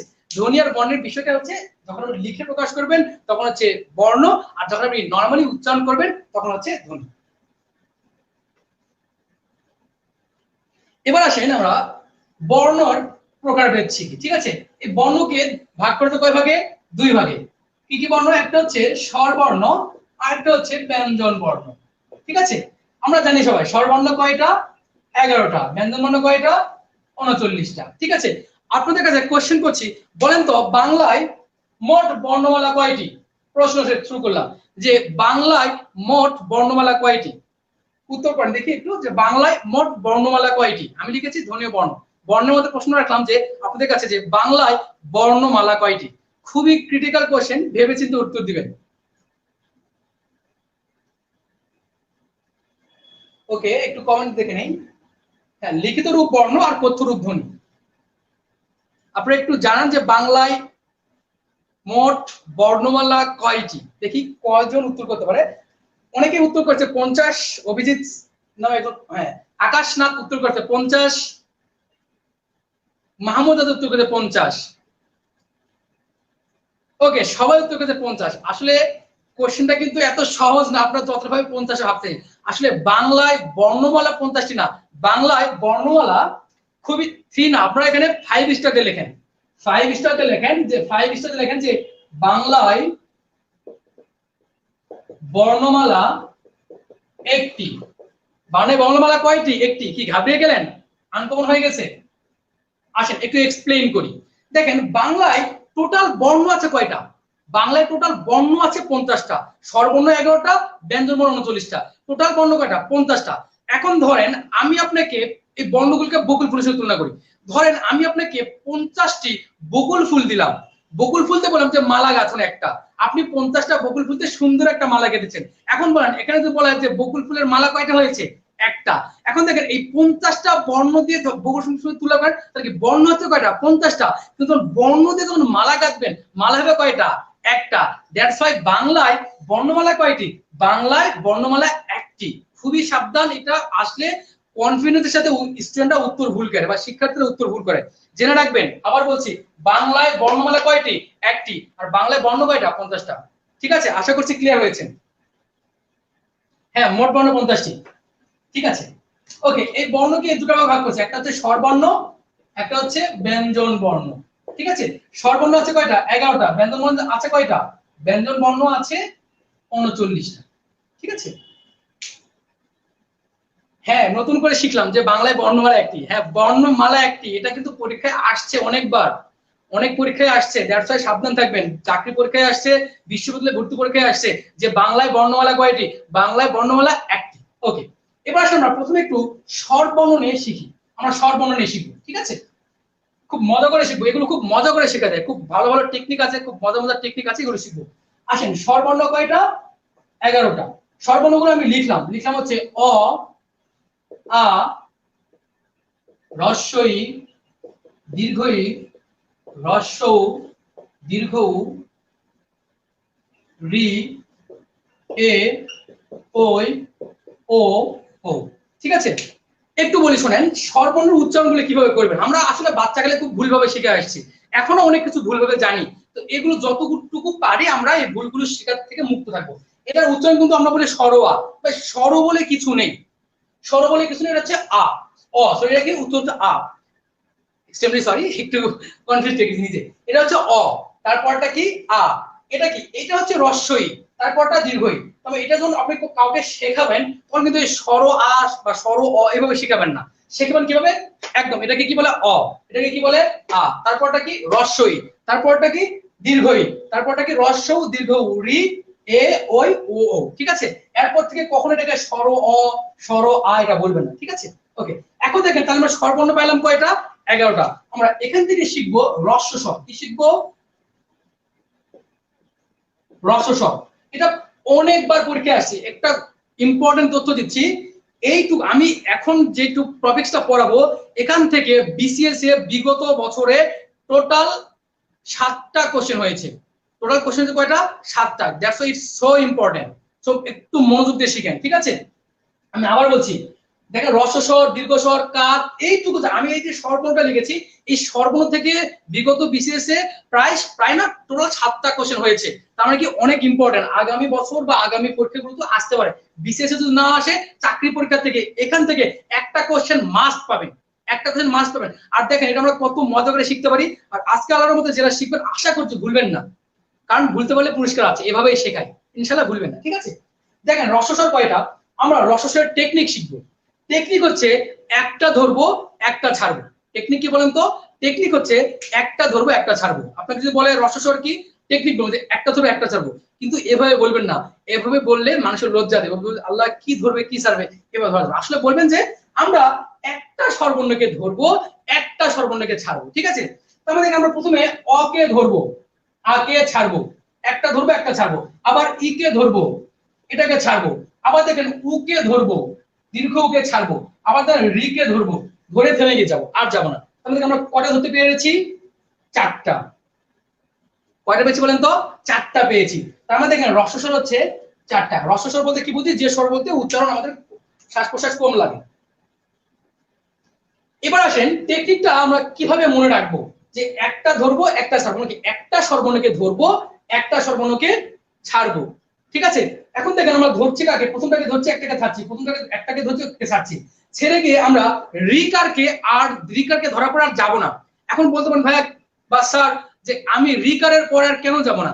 কারণ রিকারের মধ্যে ঝামেলা আছে, অলরেডি একটা ঝামেলাকে ধরেছি, আরো কি আমরা ঝামেলা ধরবো? অবশ্যই না। কারণ কি রিকার ঝামেলা, কেন ঝামেলা বলছি? অনেক ভাষাবিজ্ঞানী, এটাও একটা MCQ, note down, note please, এটা এমসিকিউ, যে অনেক ভাষাবিজ্ঞানী রিকারকে স্বরবর্ণ মনে করে না। তাহলে প্রশ্ন আসতে পারে যে কোনটি অনেককে বা কোন স্বরবর্ণকে অনেকেই স্বরবর্ণ মনে করে না, সেটা হচ্ছে রিকার। আর এটা কে মনে করে না? আমার গুরু, কবিগুরু শ্রদ্ধেয় রবীন্দ্রনাথ ঠাকুর। শ্রদ্ধেয় রবীন্দ্রনাথ ঠাকুর রিকারকে স্বরবর্ণ মনে করেন না, ঠিক আছে। তার মানে যেহেতু রিকারের মধ্যে ঝামেলা, দ্যাটস ওয়াই রিকারকে ধরে আর যাবো না। তার মানে কয়টা পাই? চারটা পাই। রস্বস্বর কয়টা? চারটা। এরপরে আসেন দীর্ঘ স্বর। এরপরে কি স্বর? দীর্ঘ স্বর। দেখেন রস্বস্বর যদি চারটা হয়, দীর্ঘ স্বর কয়টা? আটটা, তাই না? রস্বস্বর যদি চারটা হয়, দীর্ঘ স্বর কয়টা হবে? আটটা। আরে বাবা, আপনারা যোগ বিয়োগ ভুলে গেছেন? অবশ্যই না। রস্বস্বর চারটা হলে দীর্ঘ স্বর হবে কয়টা? 7টা। কারণ কি টোটাল স্বরবর্ণ তো 11টা। মনে থাকবে না? আশা করছি মনে থাকবে, আশা করছি মনে থাকবে, পারবেন সবাই ইনশাআল্লাহ, ঠিক আছে। আর টেকনিকটা মনে রাখবেন। এরপরে আমরা শিখবো কার। এরপরে শিখবো হচ্ছে কার, খুবই ইম্পর্টেন্ট। আপনারা সবাই জানেন যে কার আছে কয়টা? 10টা। কার কয়টা? স্বরবর্ণের কার কয়টা? 10টা। কার বলতে কি? যে স্বরবর্ণের সংক্ষিপ্ত রূপ। আমরা চাইলে এই আকে কিন্তু আকে আমরা শুধু আকার দিয়ে প্রকাশ করতে পারি, এটা হচ্ছে সংক্ষিপ্ত রূপ। রসইকে রসিদা প্রকাশ করি। এখন দেখেন একটা বর্ণে বা একটা বর্ণের কার নেই, এই অ এর কিন্তু কি নেই বলেন তো? কার নেই। এখন যদি আপনাকে প্রশ্ন করা হয় যে কার কার কার নেই, তখন বলবেন যে আমার কার নেই আর অ এর কার নেই। আসলে ভাই আমার কার নেই, যে কেউ যদি প্রশ্ন করে যে কার কার নেই, তখন বলবেন যে আমার কার নেই। তখন আমি বলি যে আমার কার নেই আর অ এর কার নেই। অবশ্যই আমার কার নেই, অ এরও কার নেই। আমার কার বলতে প্রাইভেট গাড়িটার কথা বলছি, ইনশাআল্লাহ একদিন হবে, ঠিক আছে। তারপরে দেখেন এই অ এর কোনো কার নেই। এই অ এর যেহেতু কার নেই, দ্যাটস ওয়াই অকে বলা হয় নীলিন বর্ণ। কি বর্ণ? অকে বলে নীলিন বর্ণ। মনে রাখবেন, যেহেতু অ এর কোনো কার নেই, সবগুলোরই কার আছে, দ্যাটস ওয়াই অকে বলা হয় নীলিন বর্ণ। পারবেন না? আশা করছি পারবেন, ঠিক আছে। এই হচ্ছে কারের কাহিনী।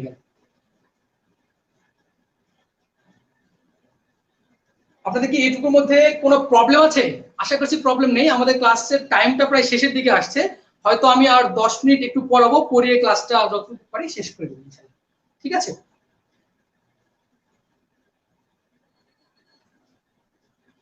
নীলিন, লিনিন না, নীলিন বর্ণ। নীলিন বর্ণ না, নয়ের অস্বীকার, নয় দীর্ঘ।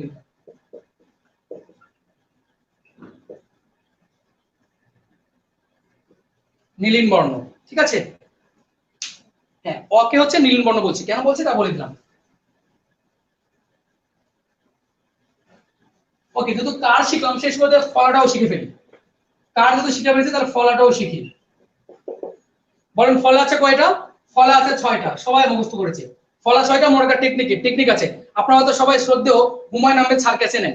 সবাই শ্রদ্ধেয় হুমায়ুন আহমেদ স্যারকে চেনেন। হুমায়ুন আহমেদ স্যারের একটা উপন্যাস আছে, উপন্যাসের নাম হচ্ছে আমার আছে জল। উপন্যাসের নাম কি? আমার আছে জল। এই উপন্যাস থেকে উনি একটা সিনেমা বানিয়েছেন, সিনেমার নাম হচ্ছে যে আমার আছে জল। আমরা এই আমার আছে জল সিনেমাটাকে হালকা একটু এডিট করে অন্য একটু নামে রাখবো, যে নামে ডাকার ফলে আমরা ফলাগুলো পেয়ে যাব, ঠিক আছে। আমরা আমার আছে জল না বলে আমরা শিখবো মনে রবে জল। কি শিখবো? মনে রবে জল। আর জলটাকে বর্গীয় জল দিয়ে না লিখে আমরা অন্তঃস্থীয় জল দিব, ঠিক আছে। তাহলে টেকনিকটা কি? টেকনিক হচ্ছে মনে, একটু বড় করে লিখি,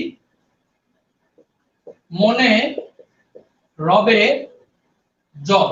তার মানে দেখেন মতে হচ্ছে মফলা, নতে হচ্ছে নফলা, রতে হচ্ছে রফলা, বতে হচ্ছে বফলা, জতে হচ্ছে জফলা, লতে হচ্ছে লফলা। এটা হচ্ছে ফলার টেকনিক। ফলা কয়টা? 6টা। কি কি ফলা? ম, ন, র, ব, জ, ল। তুমি এক কথায় মনে, রবে, জ। হ্যাঁ, আমার আছে চল না, মনে রবে চল।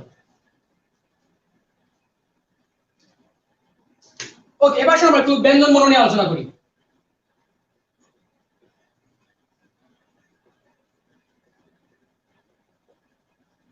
দেখেন এই ব্যঞ্জন বর্ণে আমরা প্রথমে একটা ছক আঁকাবো। এই ছক আমি কয়েকটা বর্ণ দিচ্ছি দেখেন। একটা হচ্ছে ক, খ, গ, ঘ, উম। কি লিখেছি? যে ক, খ, গ, ঘ, উম। এরপরে লিখলাম যে চ, ছ, বর্গীয় জ, ঝ, এম। তাহলে ক, চ, ট, ঠ, ড, ঢ, মূর্ধন্য। এরপর লিখলাম ত, থ, দ, ধ, দন্তন্য। এরপর লিখলাম যে প, ফ, ব, ভ, ম। ঠিক আছে? এখানে এই ছকটা আঁকার কারণ হচ্ছে এখান থেকে অনেক কিছু শেখার আছে। আমরা ভুল একটা জিনিস শিখে আসি, সেটা হচ্ছে এটা ক্লাস 9-10 এর বইয়ে এই তথ্যটা দেওয়া আছে। তথ্য দেওয়া আছে কি? যে স্পর্শ বর্ণ বা বর্গীয় বর্ণ কয়টি। আসলে দেওয়া আছে যে স্পর্শ বর্ণ 25টি। আসলে স্পর্শ বর্ণ কিন্তু 25টি না। এটা কিন্তু আধুনিক বাংলা ব্যাকরণ যেটা আছে বাংলা একাডেমির, সেই ব্যাকরণে দেওয়া আছে যে স্পর্শ বর্ণ কয়টি? স্পর্শ বর্ণ হচ্ছে 16টি। কোন 16টি আমি বলে দেই। এইটা বাদে আর এই লাইনটা বাদে, এই লাইন বাদে দেখেন এখানে 1 2 3 4, এই যে চারটা পাই, যে এইটা এইটা এইটা এইটা, এই যে চারটা 16টা বর্ণ আছে, এই 16টা বর্ণকে বলি স্পর্শ বর্ণ। কিন্তু এখন যত ধরনের না, প্রায় 90% বাজারে যে বইগুলো আছে, এই বাজারে বইগুলো তো ক্লাস 9-10 এর ব্যাকরণ বইগুলোর উপর ভিত্তি করে লিখে। তো তো ওই 9-10 এর বই দেওয়া আছে যে স্পর্শ বর্ণ কয়টি? 25টি। তারাও ঠিক স্পর্শ বর্ণ 25টি বলেছে। কিন্তু আধুনিক বাংলা একাডেমির নিয়ম অনুযায়ী বা সাম্প্রতিক যে বইটা পাবলিশ করেছে ব্যাকরণের জন্য, সেই বই দেওয়া আছে যে স্পর্শ বর্ণ 25টি না, স্পর্শ বর্ণ কয়টি? 16টি। তো কোথাও যদি পরীক্ষাতে বা কোনো জায়গাতে আসে স্পর্শ বর্ণ কয়টি, তাহলে আপনি অবশ্যই অবশ্যই অবশ্যই দেখাবেন কয়টি? 16টি। ঠিক আছে? স্পর্শ বর্ণ কয়টি? 16টি। স্পর্শ বর্ণ কয়টি? 16টি। স্পর্শ বর্ণ কয়টি? 16টি। মাথায় রাখবেন, 25টি না। আচ্ছা, আমি একটু দেখে নেই যে কি অবস্থা তোমাদের। স্যার তো মাত্রা পড়েনি। ওকে, এবার আসেন আমি এগুলো নিয়ে একটু আলোচনা করছি। আমি মাত্রাটা তো লিখছি না, জাস্ট লিখে দিয়েছি। এখান থেকে আমরা শিখবো যে অল্প প্রাণ আর মহাপ্রাণ, এগুলো শিখবো।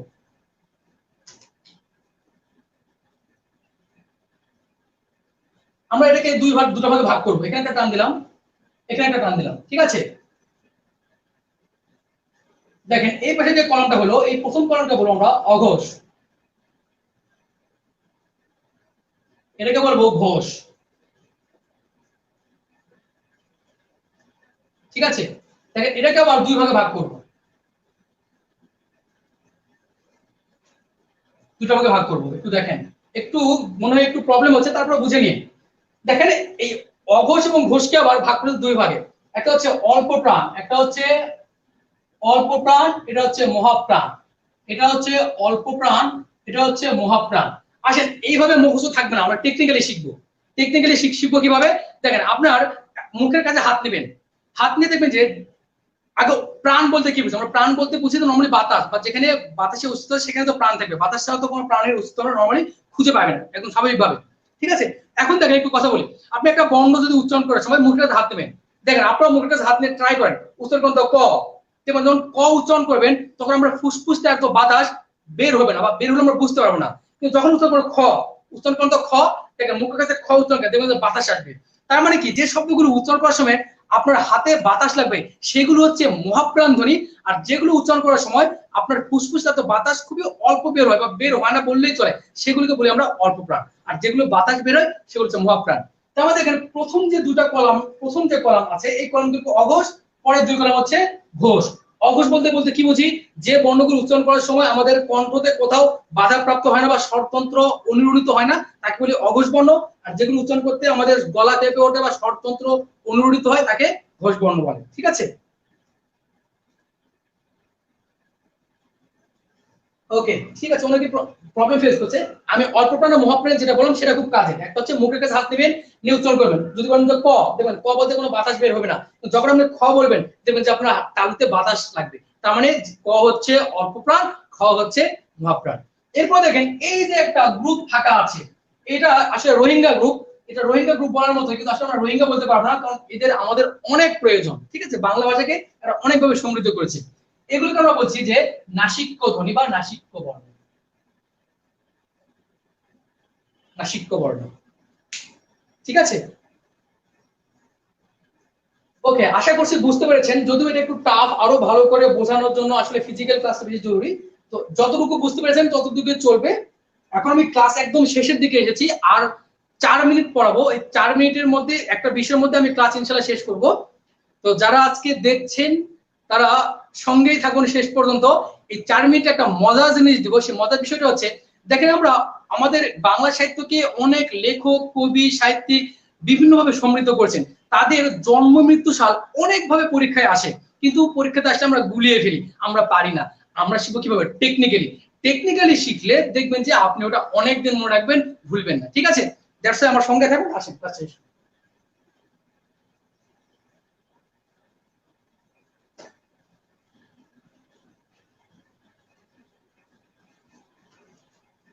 আজকে ক্লাসে আরো অনেক কিছু বাকি আছে। আমরা আগামী এই ব্যাকরণের উপরে আরেকটা ক্লাস নিব, কারণ কি 1 ঘন্টা আজকে ক্লাসে কিন্তু ধ্বনির পরিবর্তন ছিল। আসলে ধ্বনির পরিবর্তন করতে লাগে মিনিমাম 2 ঘন্টা।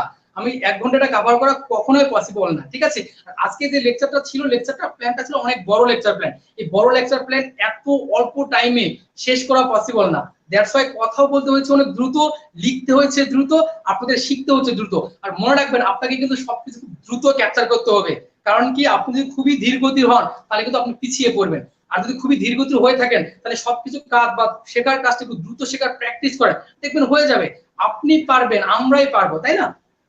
আমাদের যারা বড় ছিল, অগ্র ছিল, তারা কিন্তু পেরেছে, আমাদেরও পারতে হবে। ইনশাল্লাহ আমরাও পারবো। ঠিক আছে, বলছে স্যার আরো কিছুক্ষণ ক্লাস নিলে ভালো হতো। আসলে আমার ক্লাস নিতে প্রবলেম নেই, কিন্তু এতক্ষণ ধরে লাইভ ক্লাস কন্টিনিউ করা টাফ। আবার অনেকক্ষণ ধরে যারা দেখবে অনেকক্ষণ হয়ে যাবে। আমাদের বলা আছে ক্লাসটা সর্বোচ্চ 1 ঘন্টা থেকে 1 ঘন্টা 20 মিনিটে শেষ করতে হবে। তো আমার হাতে 4 মিনিট টাইম আছে। আমি 4 মিনিটে একটা মজার টেকনিক দিয়ে যাচ্ছি, এই টেকনিকটা কাজে লাগবে। আর আগামী ক্লাসে, নেক্সট ক্লাসে আমি আরো ভালোভাবে প্রিপেয়ার হয়ে আসবো, আপনাদের জন্য অনেক তথ্য নিয়ে আসবো, মজার মজার জিনিস নিয়ে আসবো। সেই ক্লাসে আমরা ধ্বনির পরিবর্তন সহ, আমি কিন্তু ব্যঞ্জন বর্ণ এখনো পুরোটা শিখাতে পারিনি, যেমন ব্যঞ্জন ধ্বনি, মৌলিক স্বরধ্বনি, মৌলিক, তারপর হচ্ছে ব্যঞ্জন বর্ণ, এগুলো বিষয়ে আরো কিছু জিনিস জানার আছে। এইগুলো আমি স্কিপ করছি, এখান থেকে কোনো পরীক্ষার প্রশ্ন আসতে পারে বা আসে।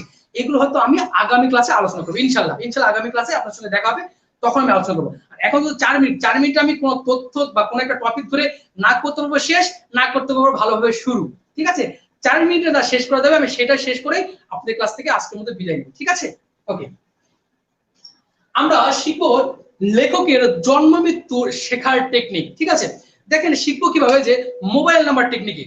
দেখেন একটা ব্যক্তির মিনিমাম 8 থেকে 10টা মোবাইল নাম্বার মুখস্থ থাকে। কারণ কি, যে কোনো ব্যক্তির মিনিমাম 2 থেকে 3টা ফোন থাকে বা 2টা ফোন থাকে, অথবা কারোর একটা ফোনে 2টা সিম কার্ড থাকে। নিজের নাম্বার 2টা তো মুখস্থ থাকে, বাবার নাম্বার মুখস্থ থাকে, মায়ের নাম্বার মুখস্থ থাকে, বোনের নাম্বার মুখস্থ থাকে। অবশ্যই যাদের মানে বিবাহিত স্ত্রী আছে বা যাদের স্বামী আছে তাদের নাম মুখস্থ থাকে, বাচ্চা কাচ্চার নাম মুখস্থ থাকে। যার সাথে দেখি যে আমাদের প্রায় 10 থেকে 12টা নাম্বার অনায়াসে মুখস্থ থাকে। আমার প্রায় 40-এরও অধিক নাম্বার মুখস্থ আছে। আর কিছু নাম্বার মুখস্থ করছি পড়াশোনার সাপেক্ষে, আর কিছু মুখস্থ করছি নিজের আত্মীয় স্বজনে। ঠিক আছে, ঠিক আছে, আসেন আমরা দেখি যে কিভাবে শিখবো। দেখেন আমরা লিখলাম, এখানে উপরে লিখলাম হচ্ছে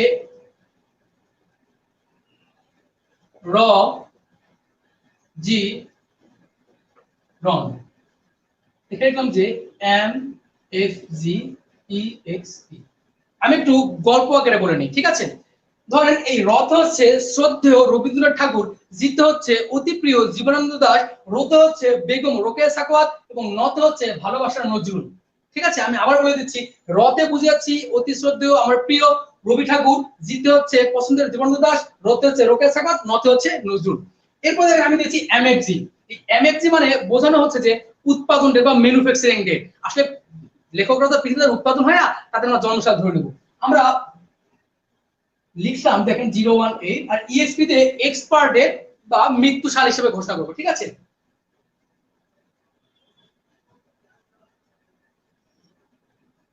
দেখেন 018 019 61 99 80 99। দেখেন আপনি কিভাবে শিখবেন, আপনি মুখস্থ করবেন যে রোজিরন রোজিরন রোজিরন, রতে আছে রবীন্দ্রনাথ ঠাকুর, জিত হচ্ছে জীবনানন্দ দাশ, রতে আছে রোকেয়া সাগত, নতে আছে নজরুল। আমি একটু স্পষ্ট করে লিখি। দেখেন মোবাইল নাম্বার লেখার সাপেক্ষে আমি শুরুতে একটা 0 দিয়েছি, তারপর হচ্ছে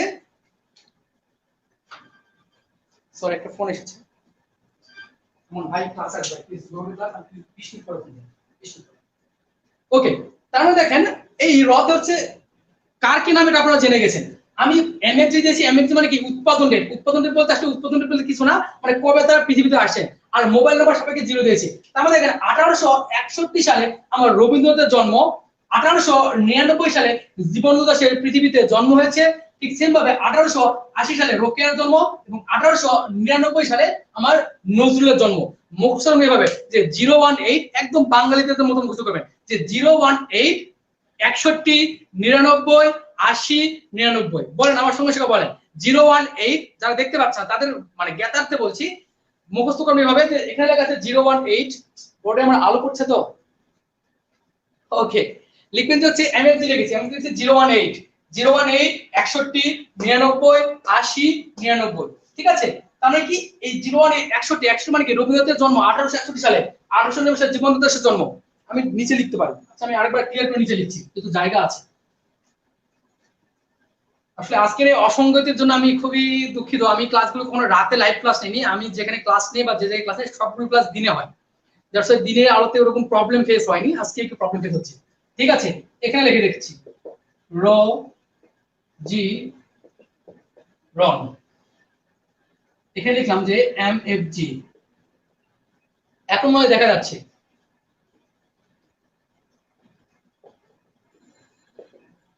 018 61 99 80 99।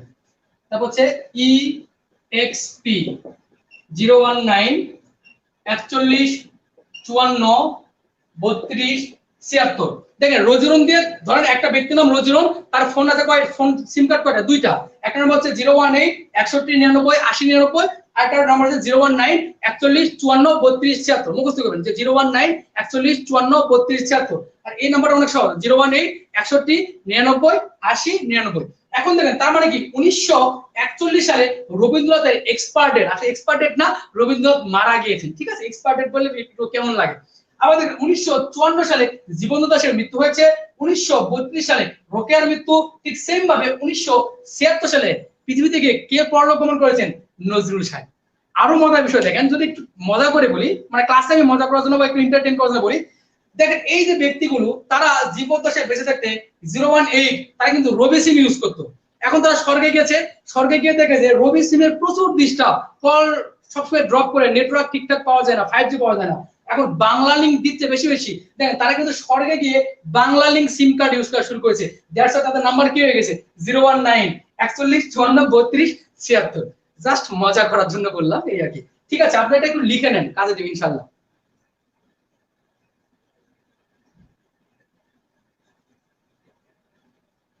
ওকে, অনেকে কমেন্টের নাম্বারটা লিখে দিয়েছেন, তবে আপনাদের কাছে করজোরে অনুরোধ এই নাম্বারে কখনোই কল করবেন না, কারণ কি এটা কল করার জন্য নাম্বার দেওয়া হয়নি, এই নাম্বারটা জাস্ট আপনাদের পড়াশোনার সাপেক্ষে টেকনিকের জন্য দিয়েছি। কেউই এই নাম্বারে কল করবেন না, কল করে যদি কখনো কেউ কমপ্লেন করে বা এই যে ফোন নাম্বার যে আছে সে যদি কমপ্লেন করে, আমি কিন্তু এর কোনো প্রকার দায়ভার নিব না, আপনার দায়িত্ব আপনি বুঝে নেবেন। আমি বলবো জাস্ট পড়ানোর সাপেক্ষে বুঝিয়ে দিয়েছি, এইটুকুই, ঠিক আছে। আশা করছি মনে থাকবে। এই তো আজকে ক্লাসে আর বেশি এগোচ্ছি না, এইটুকুই থাক, অনেকক্ষণ ক্লাস নিয়ে ফেলেছি, আপনারা অনেকক্ষণ ধৈর্য ধরে এই ছোট্ট একটা বাচ্চার ক্লাস করেছেন। আসলে আমি টিচার প্যানেলে যতগুলো টিচার আছে সব থেকে মানে মোস্ট জুনিয়র টিচার হচ্ছে আমি, তো তাদের সঙ্গে থাকতে পেরে, আপনাদের সঙ্গে থাকতে পেরে আমি খুবই নিজেকে গর্বিত বোধ করছি। আর এত বড় একটা প্ল্যাটফর্ম পেয়েছি যেখানে আমি নিজেকে হয়তো একটু হলে এক্সপ্লোর করতে পারবো, বা আমি যা জানি তা জানতে পারবো, বা আপনাদের কাছে অনেক শিখতে পারবো।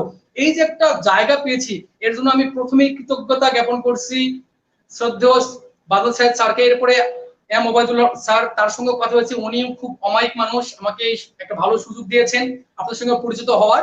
তো এই হচ্ছে বিষয়। আসুন আমরা মায়া ছড়াই, আমরা বাকি যে ক্লাসগুলো আছে সেই ক্লাসগুলো মনোযোগ সহকারে করি। আমাদের প্রত্যেকটা টিচার খুবই অমায়িক, খুবই ভালো পড়ান, আমি সবার ক্লাস করি, সবার কাছ থেকে নতুন নতুন জিনিস প্রতিনিয়ত শিখছি।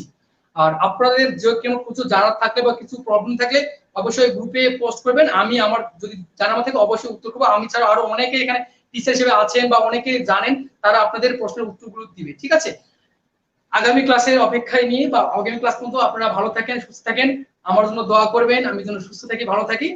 দেখা হবে ইনশাল্লাহ আগামী ক্লাসে। ওকে, আসসালামু আলাইকুম। আমি একটু